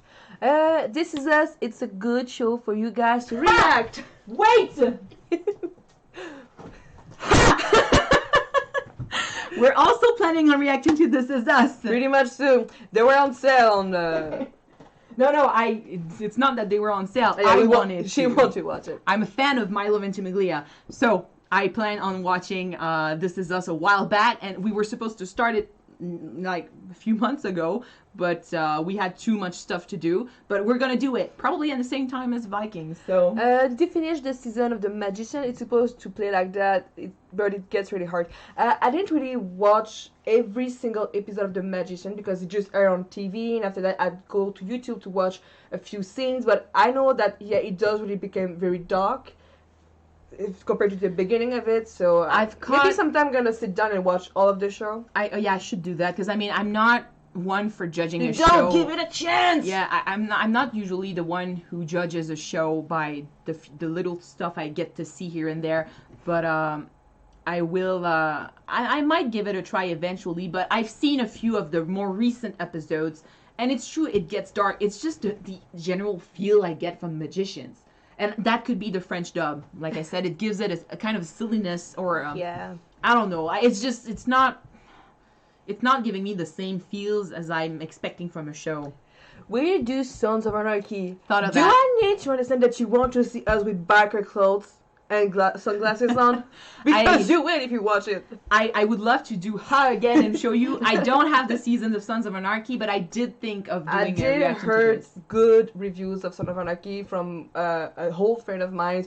She was a huge fan and said, I want to watch it. And with Charlie Hunman in the series, I know he's going to do a great job with his acting, so I want to watch it. It's on our list, that's for sure. Like, we have such a huge list. We have a huge list of shows, live action and anime, and we're just going right to it every single time. Every single time you guys, propose us a show or something, even though we might not put it in the polls right away, we always add it to the list. Always. So it's gonna maybe come up eventually in the future. It's just right now we're trying to finish the shows that we currently have, but we have a bunch of ideas for what's to come on this channel. We have so many shows that we wanted to watch years before, but we never got a chance to watch it. Do you like the Maurice Durand books like Les Rois Maudits that George R.R. Martin was inspired by from Game of Thrones? I've never read them. Me neither, but I really love books that have a really old tale and storyline behind that. And sorry, keep going. Sorry, I just lost my thought. Oh my goodness. Sorry. I mean, if Game of Thrones was inspired by this, it might be good, but I never read them, so I won't. But okay, yeah, I'm gonna change over. When I was younger, I'm still a huge fan of a French book series that I was named The Emerald Knights by Anne Robillard. I never read those. No, you never. But tales of knights and medieval times and magic are something that I crave for since I'm really a young girl. I just enjoy a good story. I do too. If I find a character that I can support and enjoy, usually that's enough for me to love the show, love the books. I mean, no matter where it happens, how it happens, when, I don't care. If I love a character in this and I connect, okay, I'm gonna love it. Buffy. Wait! If I have it, I'll show it. Oh, we have them all. There you go. But we've seen them all as well. So I didn't see all of the series, but I know how it ends. We used to watch it when pretty late night in our mother's bedroom. We just crouch on the bed and watch TV before going to bedtime. We used to watch the episodic series animated of Mr. Bean. And then right after that would be Buffy, so we would watch Buffy. And we're singing the theme song. That's not a song, you just said. We were like... Yeah, but if we do intend to do a react of Buffy, that would be more on the commentary and analyzing side. Because we pretty much saw everything, but it could be a nostalgia video for us to do. Someone did propose, Charmed Original did propose that we rewatch Charmed and maybe comment on it and stuff. Buffy is also in that same ballpark. We're not sure if we're going to go there yet, but we'll find out later on. If you want us to watch the old shows that we may have already watched, but with our analysis of the characters. Because we're older. We are more smarter than we were when we have 10 or 12. So was the Night King killed too easily? At the moment, I didn't think so. The way I mean, he's made of ice, okay? So the second he was going to be pierced, he was going to crumble. So that's going to happen fast. The way it happened, they did hype it up, and I don't think it happened too easily. It wasn't easy at all. I mean, But I think that it would have been a great battle scene to see him fighting with his sword and a really long shot and tense moment when you see is it gonna die or is the character gonna die. Yeah, so it wasn't easy, but I think it's true that we would have liked more for the Night King. Agent of Shield, yes. Agent of Shield, it's the same as Magicians to me. I've seen episodes here and there. You need to watch them all to like it. No, I'm not saying I don't like it. I actually think I would prefer Agent of Shields to Magicians, but and I mean there are characters in there that I do really love. It's just that I never bothered to start it. So, what upcoming show would take the place for Thrones? I don't know what HBO future is lining up. Did you say that Westworld was supposed to be the next big show after Game of Thrones? Yes, season 3 of Westworld is starting in 2020. They did announce it, but I don't know if it's the same. What's the word? Hype? No, if it's going to be playing on the same day. If it's not, it means that we're waiting for a show to take its place. So I don't know if they're going to do something or if they're going to jump into the prequels right away, which would mean that we're going to have a few years of nothing and then show. Okay. But speaking of Marvel, what about the Marvel Netflix shows Daredevil, Defenders, Punishers, Jessica Jones? Punisher is one I want to do very soon. I want to see it with Shayna. Yeah. What? With the actor who played Shane and Walking Dead. Walking Dead. I've seen a few Daredevil episodes, and pretty far it seems interesting, so I want to watch it. You wanted to show me The Flash too? Yeah, I want to show you The Flash! Jessica Jones, I heard of it, but we didn't plan on watching it. Did you see Jessica Jones? I heard good reviews about it, so maybe yeah. Daredevil before Punisher. Oh, really? Mm. Yeah, it's all tied up, you know? It's just like we need to watch Arrow before watching The Flash, because it's a prequel to The Flash. We might just start this as a whole, like we're gonna jump from show to show and just react to them all. Like Marvel and DC. Yeah, there's gonna be like a spot on our channel that's gonna be just Marvel and DC. There you go. If you want a season to watch the same day as Game of Thrones, it throw my hat in the ring for Killing Eve. I heard of that. I heard the name before. I don't know what it's about though. Right now, Westworld on our channel, Westworld is usually the one that we do on Mondays, and we're starting season 2 next week. So it's gonna be like Game of Thrones and Westworld the same day. But Game of Thrones is a live show, so we were thinking of maybe switching the live Game of Thrones for another live show, like week-to-week show. So we don't really know yet what we're going to do, but as far as we know yet, Westworld is going to be the one on Monday. I have 3 HBO shows in my top 5 TV shows of all time. But HBO does it right. HBO does it right. What are the shows? Tell us. Yeah, what are there? An adaptation of the Wheel of Time series. Wheel of Time. I heard of that too before. What is it? I don't know. What about Rome and Sopranos? Sopranos, I did think of. I heard good stories about Rome. I don't think that it's a pretty long TV show though, but the backgrounds and the background. Yeah, keep going. The background are just breathtaking. I think one of the biggest set for one of the show was inside of really? Rome. I never heard of it, but I like it. It's ancient Rome, or is it Rome as in it's happening in ancient Rome? Ancient Rome, yeah. Usually, I love this time period. I think one of the sets is in the list of one of the biggest set really build for a TV show, just like the palace for Queen Cleopatra in the movie. I know. We still have the fur that we use for our reactions. So we keep doing that. Yeah. Anyway, Dexter. Yes, I want to watch it. Dexter is something that I've stayed away from for so long because I wanted to make it a big thing. Like I wanted to react to this show. Yeah. Unfortunately, I've seen a bunch of episodes already, but not all of the series. So I'm okay to do a react. We got the answer for Wheel of Time. Maybe it sounds like it could replace Game of Thrones pretty easily because it's the same type of shows. It could be the same type of shows. I don't know if they even have it on their radar though. So let's hope that they do if the story's good. The Wire. I heard about The Wire. There are so many shows that were. I think The Wire was. I heard proposed about to it. us. I heard about it too. Let me see. Well, we'll see. Just like we're doing right now with the leftovers. Even if the show is kind of slow, do you In have the it? beginning, no, I don't have it, but I Yeah, think you have. even the show is slow at the beginning, or you don't really understand what's going on. It's still fun to try to understand what the showrunners are trying to deliver us and what's gonna happen next. We've got the rest, the list of 5 HBO shows. Band of Brothers. I don't have Band of Brothers, but I heard of it. I want to watch it. I have the one that followed the Pacific. There you go. Because Rami Malek is in it and we wanted to see. We're gonna watch it. But apparently, Band of Brothers is a lot better than the Pacific. So if we You think? enjoy, Really? yep, apparently. So if we enjoy the Pacific, there's a huge chance that we're gonna enjoy Band of Brothers. And I mean, you never go wrong with Steven Spielberg and Tom Hanks. So Yeah.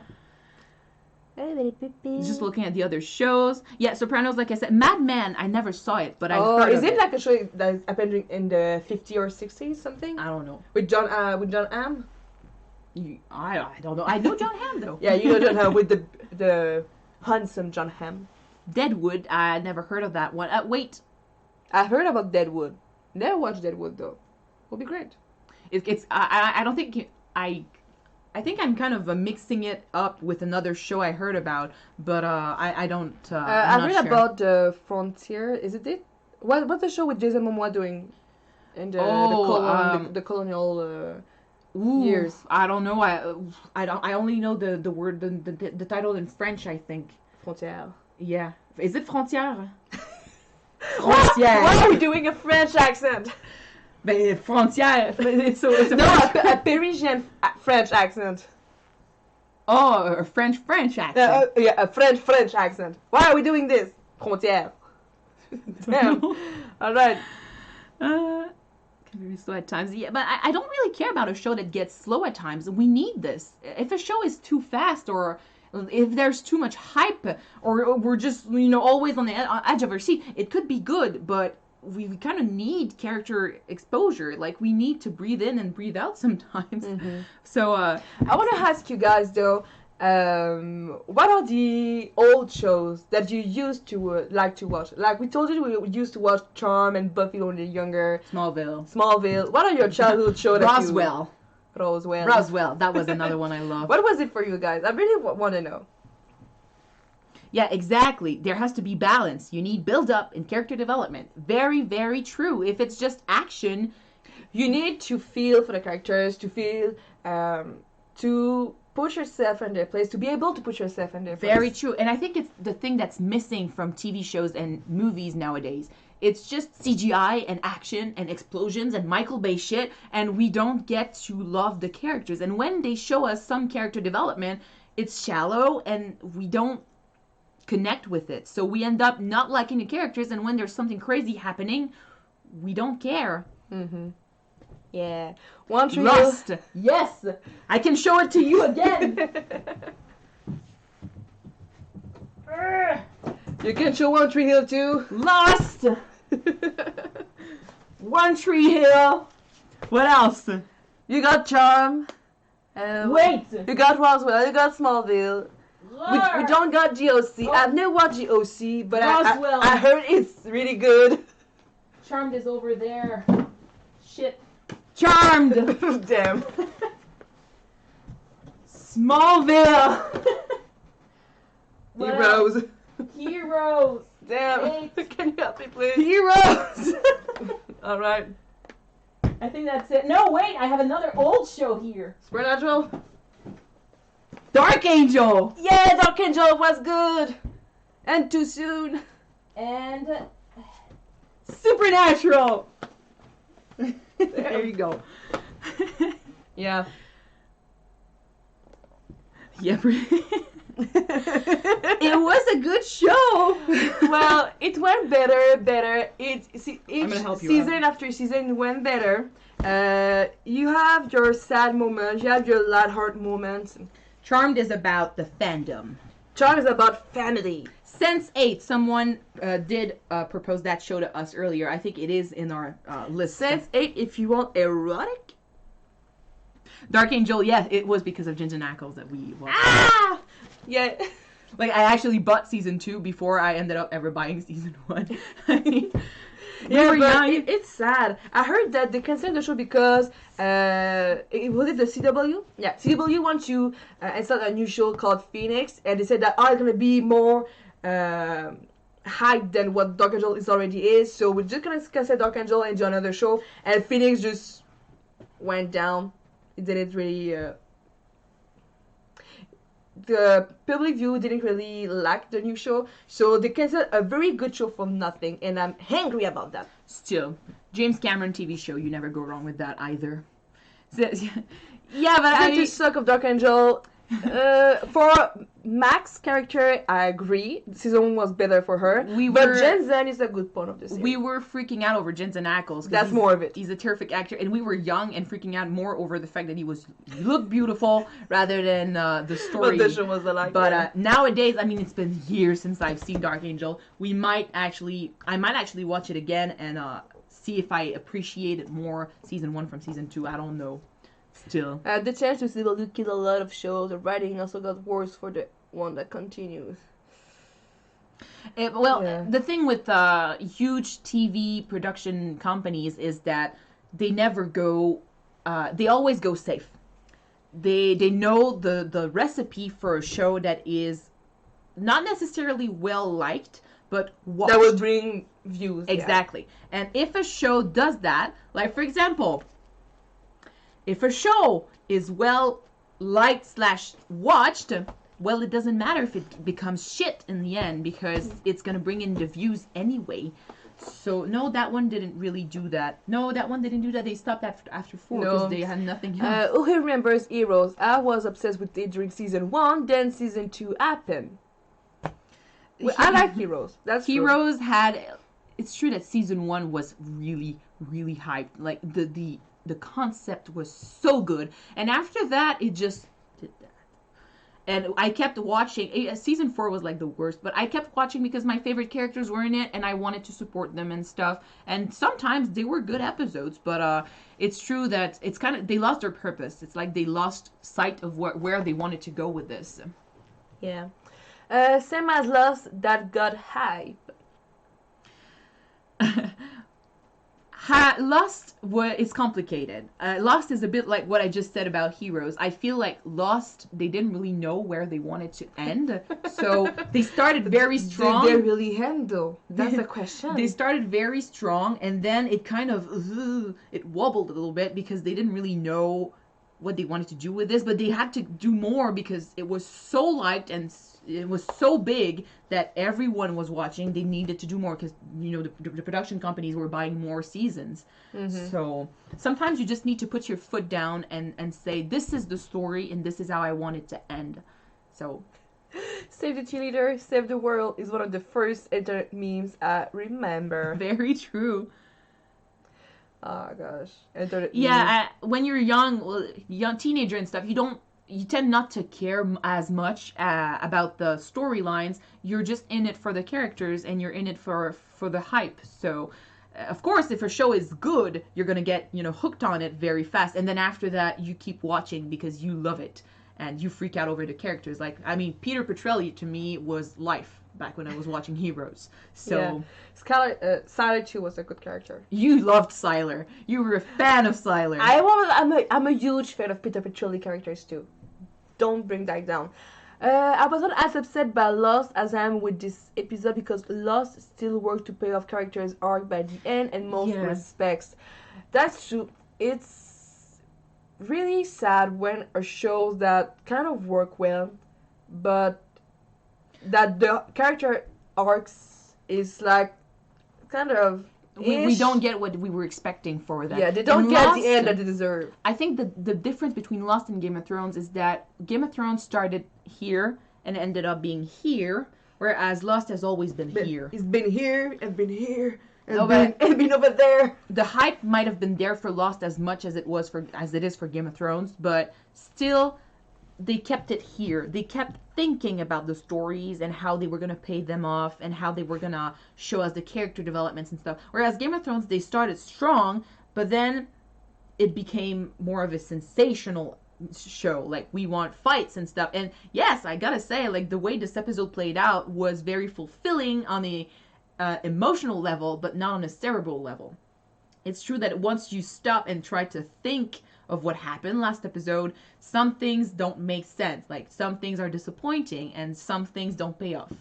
So, which is why earlier we were saying, like, in order to enjoy a show nowadays, you mostly need to get out of here and stay here, like we used to do when we were kids.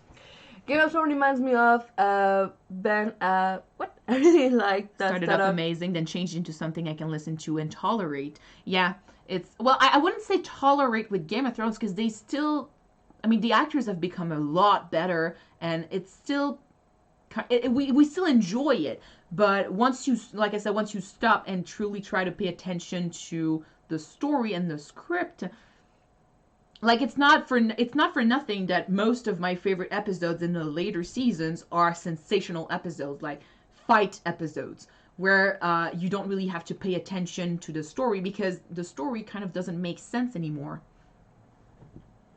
I feel like the pacing change with Game of Thrones since they ran out of the books. I do feel it too. It's sure that when you got book materials to run a show, you kind of know where you can go, what you need to do, and what you can experiment with. Without books source material, I know that a few people said that it became like just like a Hollywood recipe, like just hype after hype, and they don't take risk. The thing is that the showrunners never actually got the answers to all the questions that they set up. So, and they're not George Martin. I mean, they do not know where he was going with this, and he never told them how this was going to end. So, after they ran out of books, it was just for them to do with what they've been given, what they like. So they needed to kind of create the last end of the show without having the answers, and it's horrible. It's like you're asking you to finish, like you're starting from book 1 and you need to finish book 2 by yourself without all the ingredients that you need to create that book. So they had a huge task, but I think to part from George was a horrible decision. I mean, it's not bad, I mean, to separate from the books, but at least to have his idea of how the show might have gone on to, like, for him to maybe give them an idea of the recipe he could have created for the show would have been great. But it didn't. There's a really good video on YouTube about the show called Game of Thrones, or the pain of falling out of love with a story. It's really well made and explain a lot of the issue with the show. Yeah, I'm gonna check that out on YouTube.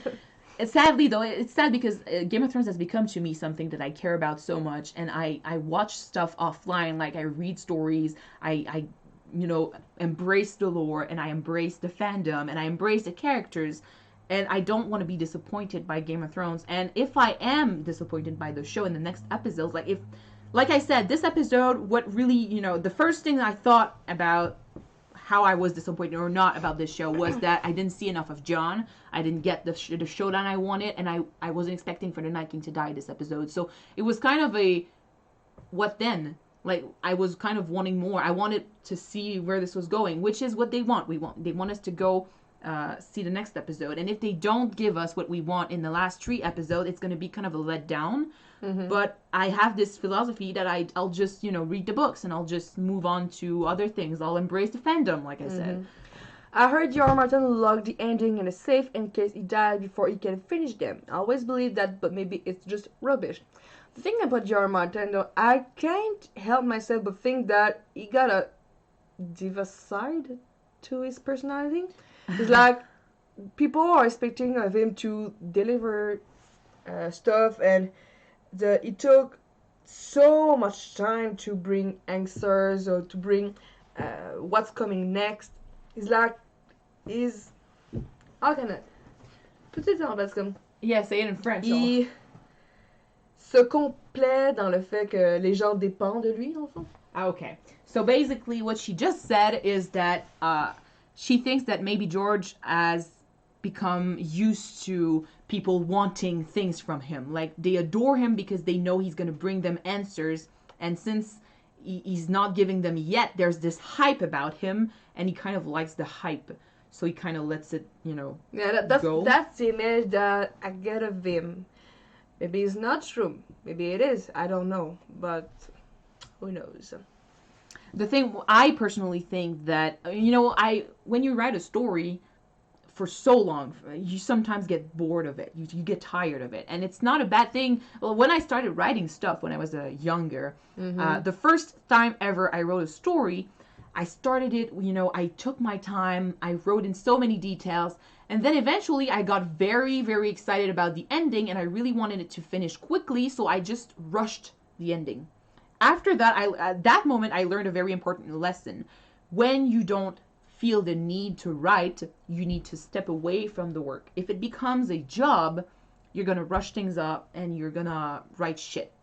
So the thing with George, though, is it's been like years since he was supposed to write the last book, and I think he might be past it. And since now he has all this fame, I think it's not something that he kind of cares about any longer. He needs to do it, but it's become a job for him, which is why it takes so freaking long. But him seeing it as a job might not be that bad, because he's gonna go back and criticize a lot, and he's gonna think rationally about this. I think it was inevitable till they started the show when George was buried 2 tiers of way through it. It was always going to go past it and suffer because of it. It would have been great if George had kept working with them, though. Like I said, it's not a bad thing that the show and the book, Kind of separated. diverged. But if George had stayed on and kept helping them, like it's when you have a story, like we said earlier, the story can go many ways. The book is going to go one way. He could have said, well, since my book is going to go that way, let's bring the show this way. It could have worked, but let's bring it this way because it's not the same as the book. It's not the same, but still it's related to the story, and it still works. I suspect there was a falling out. I think I heard about that too. Like they had different visions about what they wanted to do, and maybe I really don't know. I don't know the details about this, but maybe they just separated because both of them were tired of the others. So I don't know. George has a very hard line against one fanfiction and two dark laws of evil, and the show embrace both. Kind of true. I do embrace fanfiction. I do think. Well, I love fanfiction, but the way he talks about it's kind of insulted a little bit the fans. But I don't think he sees fanfiction the same as we see fanfiction. Disturbed by him steaks. That could be it. And potatoes and chicken. No, but What? Sorry. Only speak English? What? No, we speak French too. Anyway, no, yeah. Français aussi. I have a feeling that the show wanted to go a certain way, and he wanted it to go another way, but he kind of he wanted maybe to force them to go a certain way, and they were like, this is still our show, man. You're not the showrunner. Calm down a little bit and diverge. Or I think he wanted more money. I think that's another part of the thing. He wanted more money. Greedy man. By saying the show diverged from the books can still get maximum sales. It is a thing. I agree with that. Totally. I mean, people are gonna. If George had kept working with them, and like I said, split up, like the books go one way and the show goes another, it could have ended up being that the people that were seeing the show would love the ending, but then they would still have to go to the books because it's not the same ending. So if they didn't get the ending they wanted in the show, they would maybe have it in the books. Well, it is literally fanfiction, which is not necessarily a bad thing, in the sense that the creators, Dan and Dave, are literally fans. We do have good fanfiction stories about the show. My French consists of saying hello and asking for pomme de terre. Pomme de terre. You know that for pomme de terre, you could also say patate. It's more that's the vulgar French. That's the French Canadian way of saying pomme de terre. Patate. Cool. French, Spanish, or German. Speak French, Spanish, or German. I don't speak German. I speak a little do Spanish. Uh, But my Spanish is terrible, so I'm not even gonna attempt it. oh gosh. J'ai mal à la tête. In French Canadian, we don't say as many words though. Our French is like it's a bastard type of French. Bastard type of French. Yeah, totally. Don't bring your French down. What are you talking about? I don't like our French. I don't even watch like movies. I don't usually watch movies in French Canadian because I don't appreciate our accent. No, Quebec movies, you mean? Battle of Bastards. Yeah, yeah. Weirdly enough, our French sounds a lot more like the French of old times than it used to do because it didn't really evolve after the people from France came here. So our French sounds a lot more like the ones they used to talk. But and after that, it merged with the English tongue too. So yeah. It's a mix between the two. But still, our French doesn't sound as refined as it does in France. The French version of American English, kinda. Yeah, completely. It's exactly that. British is French is France is French. So ours is like American English. I just video with Black Mirror reaction, and well, it took me a few videos to know you done as French Canadian. At first, I thought you were Dutch. Dutch? No. And I'm not gonna speak Spanish. Like I said, my Spanish is horrible. Like the only Spanish words you're gonna hear me say here are "Por qué no los das?" because of a meme that we really love here. So. Oh my god. No, I don't think they are. It's kind of a funny thing, though. If the French are snobby, no. No, but the French are not snobby, but we kind of have a troll game between French people and French Canadian. Like, the French Canadians said that when the French people talk, they're like, snobby. They're kind of snob when they speak. And we're like bastards. And when they speak, they're like, it's like they're constipated. No, this is a bad joke. It's a bad joke. But when the others French people talk about our own French Canadian, they said they don't understand shit because we're mumbling stuff. But they've never been to Lac Saint Jean. Never. we have a Lac Saint Jean, if you don't know, is like it's even more bastardly than our French here in Montreal. It's our New Jersey, I guess. Kind of. But yeah, we both got a good laugh about that. No, I'm not. We're not saying you're snobby. What? It's just no. Since we're I had a French guy who worked with me before, and we talked about this, and I used to explain it to him this way: when you hear us talk in French, it sounds like it's in the mouth. It's like you've been living in the woods for years, and you've been through hardships, and this comes out like this.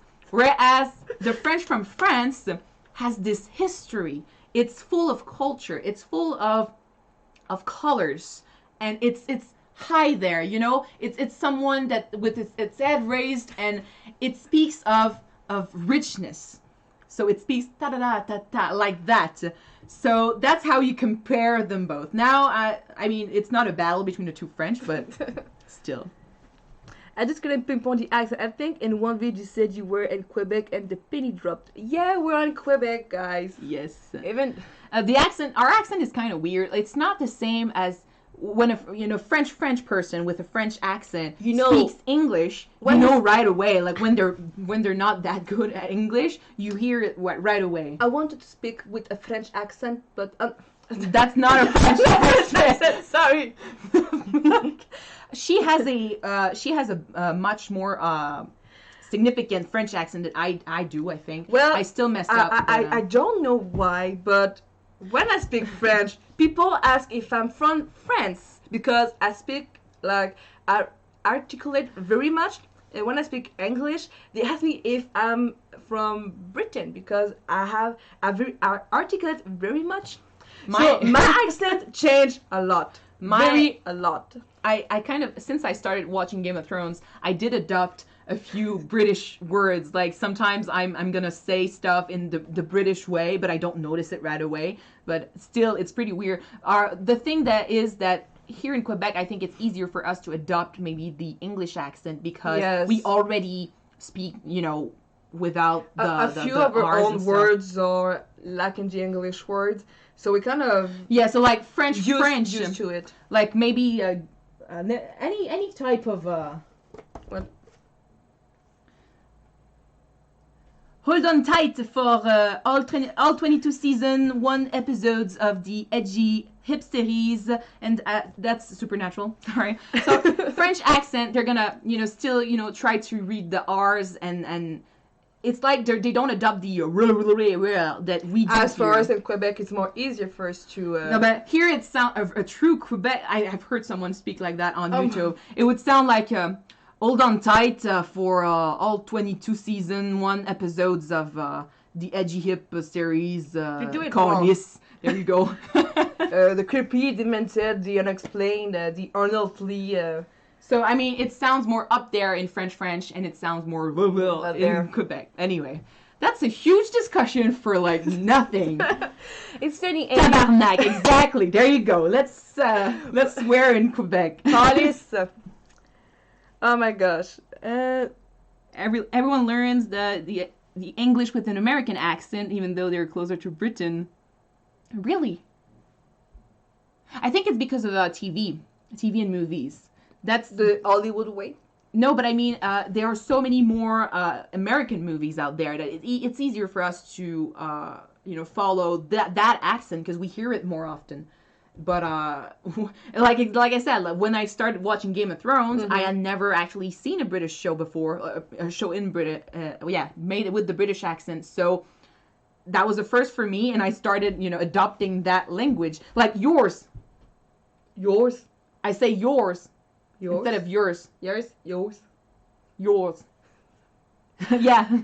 The real Spanish, Spain. Real French, France. The real English, England. My point of view, what's your opinion? Well, it's the roots for It's different. all those languages. I kind of like to say that it's just different. I mean, it's not the real language. Like I said, technically, I've been told that our French here in Quebec sounds more like what French used to sound like.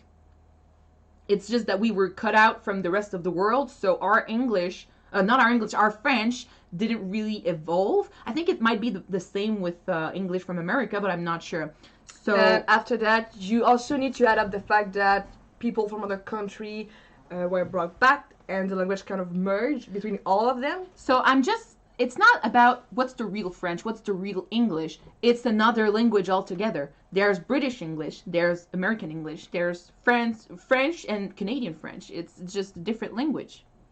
And I think pronouncing the R's is easier in England. We tend to be more global with the R's and the T's.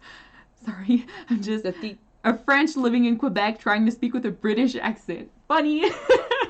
But I mean, that's the beauty of Quebec. I mean, there are so many languages mixed in that no matter how you speak, you're going to be accepted. That's good. I think my Yeah, since a lot of immigrants came here in America and in Canada, our language is kind of mixed, which is why here we speak with English words in our French.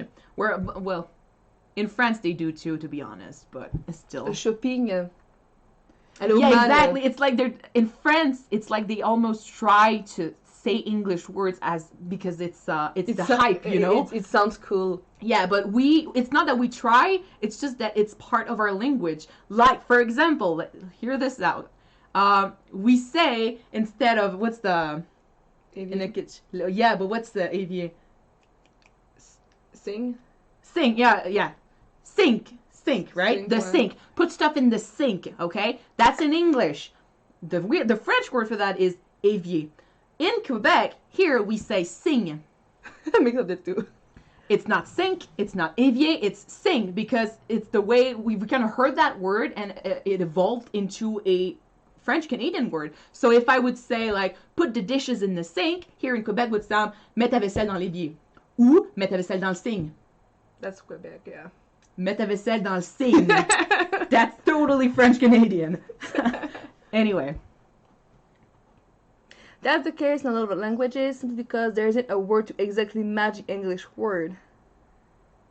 There's that too. Like it's I don't have an example right off the bat, but we sometimes mix words and say stuff in order to explain this because we don't know how to say it, or English words sometimes don't have the same translation in French and stuff. It gets complicated. Yeah. Spanish to me is supposed to be easy because I'm German we're and I French. would like to learn Spanish, but it's hard for me. I think Yeah. that depending on where your language roots are, it would be easier for you. Like for all the Latin language, like Italian, Spanish, French, they are all Latin language, so it's easier for them because they got the same type of word. So sorry, water. Water is easier, but water, water sounds so great. Water. British accent is beautiful. Sounds beautiful. Water. Just like French from France, it sounds richer. I think. I don't know if you saw this, but the actor who plays Bran Stark had this video on Instagram or Snapchat. It was the filter of Bran becoming the Night King as a joke. Sorry, but it's like he publish this before the episode or after the episode. In any case, the ones that I've been saying that Bran is the Night King, well, I mean, they're gonna freak out over that post. I think the little girl that's speaking with devils from episode 2 of season had the cutest accent in Game of Thrones. She was cute. She just... Oh, true, right? Did she sound really good? I love foreign accent. I'm gonna say it like this. Like I love to hear the Scottish accent, the Irish accent, some accents from Europe, like all over Europe. I think it sounds so good. I love it because it sounds different. I love difference. One language that may never change again is the Trekkie. Yes. R.I.P. They're all dead. Well, no, some of them did survive. Some of them survived, but still. I know, but Spanish has a lot of vocabulary.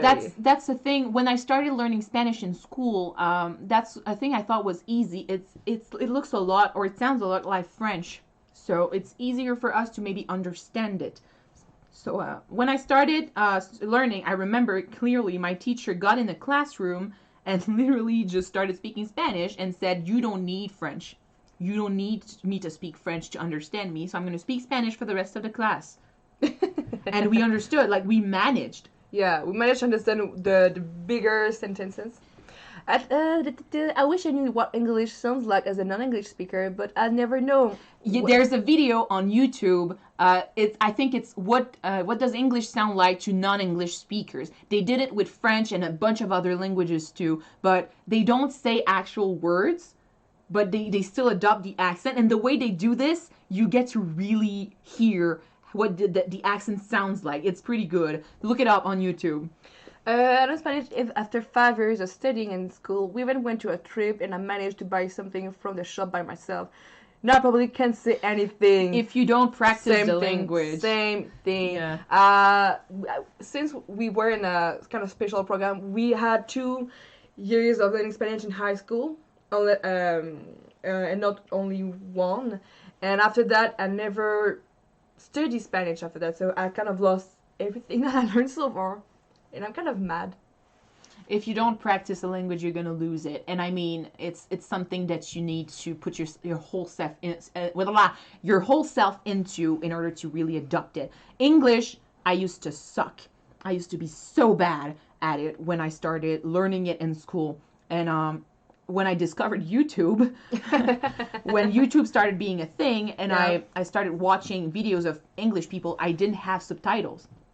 So I couldn't, just read in French what they were saying in English. So I had to somehow start to learn. That's how I started listening to English. And that's how I started learning it. Then after that, I started reading it because I was on fanfiction. And I remember there were no French fanfics that I liked anymore. So I wanted to read more. Mm-hmm. So then I opened the English file and I learned English there too. And after that, it just grew from there. I only know hola, ¿cómo estás? Is like, how are you? Yeah. Hola, ¿cómo estás? Ah, está bien. Ah, mucho bene. Mucho bene is not Italian, it's Spanish. Well, we know I a few think things. Mucho bien, yeah. Like Un I poco. remember a few things. Like it's mostly words in Spanish. Like and I have a bunch of people who are Spanish who speak Spanish that work with me. And the only time I did try to say I know a few words like da da da. There you go. That woman laughed at me and said like, "Oh, your accent is so funny." And I was like, "Okay then." I also did like.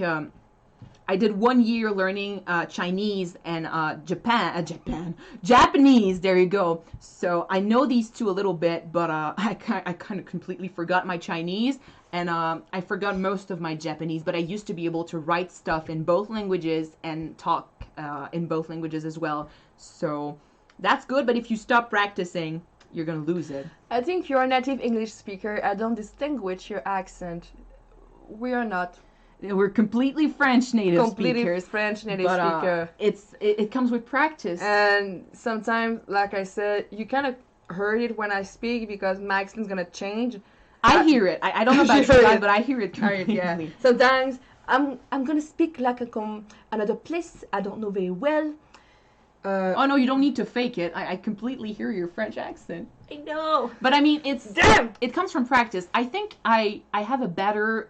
It's easier for me to mimic an accent, and since I used to watch English videos and like they were saying like I don't know, hey guys, how are you doing? And I would say it like watching the screen like, hey guys, how are you doing? I would practice the way they spoke it. And I think the difference between you and me is that I kind of adopted Supernatural's accent, like the Texan accent a little bit. You got it rough. No, but where everything just is smooth and it flows, words flow into each other, and you try to speak it more by the book. Do you mind me asking how come your English accent are different to each other? One sounds more French and one more American. It's because she learned with Texan accent. We did answer. Yeah, sorry. There you go. But yeah, it's exactly that. I think I just took to mimicking the accents better, and after that, it just. Yeah. Say something in French. Oh, what do you want us to say? We could say a bunch of things. Let's do like the intro to the live in French.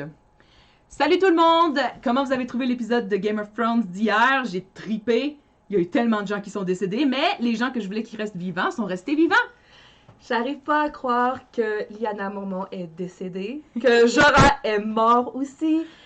J'ai pleuré tout le long. Wait a sec. Say the titles of Danny's titles in French. Oh my goodness. I don't know what they say in French. I never watched Game of Thrones in French. Ici, vous... Wait a sec. I'm gonna go get them. What is in French? Full titles. Daenerys Targaryen. French title. Titre. What is Titre. Oh mon Dieu. Princesse Khaleesi. It doesn't sound as Daenerys du Typhon. Are you kidding me? Is that really what? I guess it is. Trying to find it. I don't care about that. Close that up. Daenerys du Typhon. Reine de Marine. Although they won't say Marine. I think they say Marine ou Mérine. I don't know. Daenerys du Typhon de la maison Targaryen. Première du nom, reine de Mérine. They changed the words of even the cities in French. Protectrice des 7 royaumes. Oh my god. What? Non mourant. Sentant un piège, elle les récupère en se rendant à l'hôtel des non-mourants. The House of the Undying. L'hôtel des non-mourants. Are you kidding me? This sounds so bad. It's like, you know how in Harry Potter, Voldemort is called Voldemort, which in French means stolen death or something? Yeah. Wait. What? Stealing death or death stolen. I don't know, but still. Okay, we got it all titled there. Daenerys du Typhon de la maison Targaryen. Première du nom, reine de Marine. Reine des Andals. De Royaume et des premiers hommes. Reine des 7 couronnes et protectrice du royaume. Khaleesi de la grande mère herbeuse. Mère des dragons, lin brûlé, missard. La grande mère herbeuse. Oh my god. Oh my god, that sounds so bad. Booking a room at the Hotel of the Undying. Right? Hotel. What the fudge? Hotel des non-mourants. That doesn't make any sense. Oh my goodness. Still, it's funny. That's part of the reason why I don't watch it in French. Like, how do you... Even I don't even recognize the cities because they changed the name of the cities. So, like, I'll be all like, what the fudge? Like, well, King's Landing in French, what is it? Like, is it, I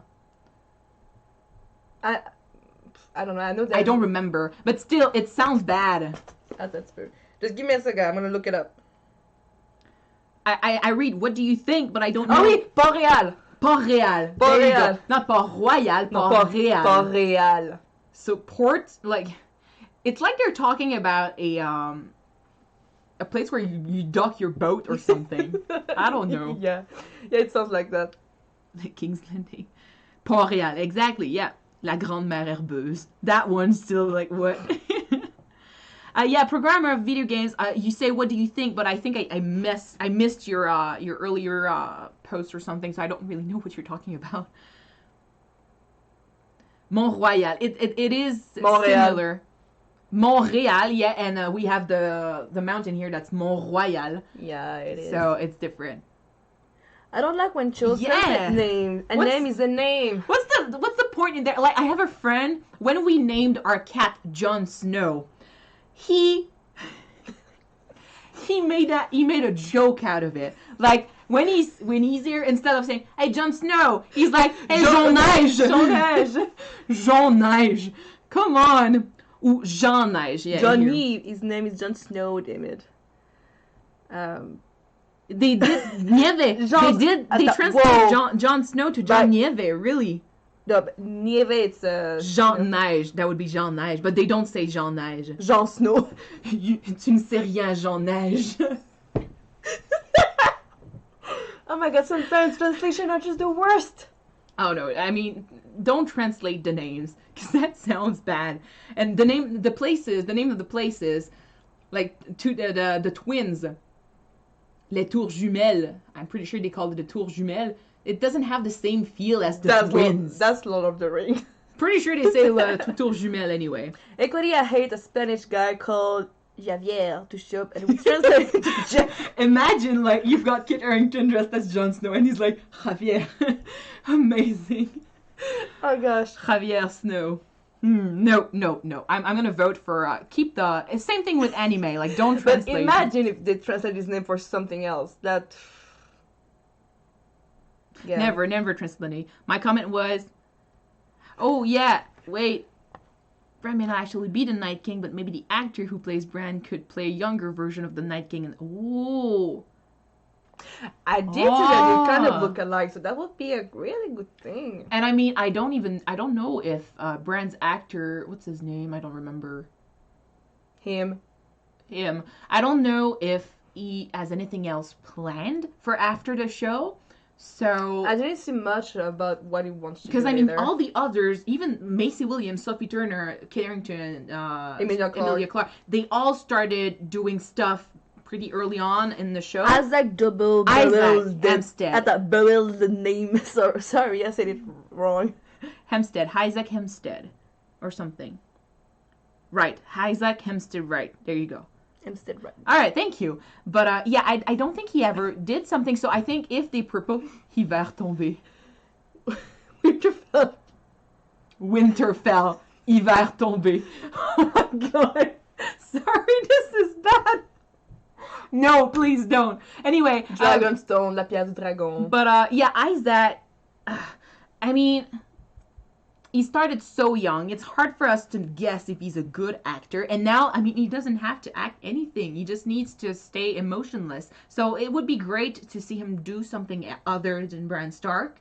And since he looks so much like the Night King, if they explore that in the prequels, I would like to maybe see him come back and try to do something else. Because other than that, I'm kind of afraid that he's just going to go off the map. They call Winterfell Hivernalia. Are you kidding with us right now? Why? Invernalia. Les escuchaba. No, that we don't. From the equator. That I got. That I understood. So hey. Which one? Invernalia. There we go. It's not the worst out there. Doesn't, you can't beat la mère de herbeuse. La mère herbeuse. La mère herbeuse. Anyway, I'm kind of looking at the time here, guys, because we still have some Breaking Bad to shoot tonight.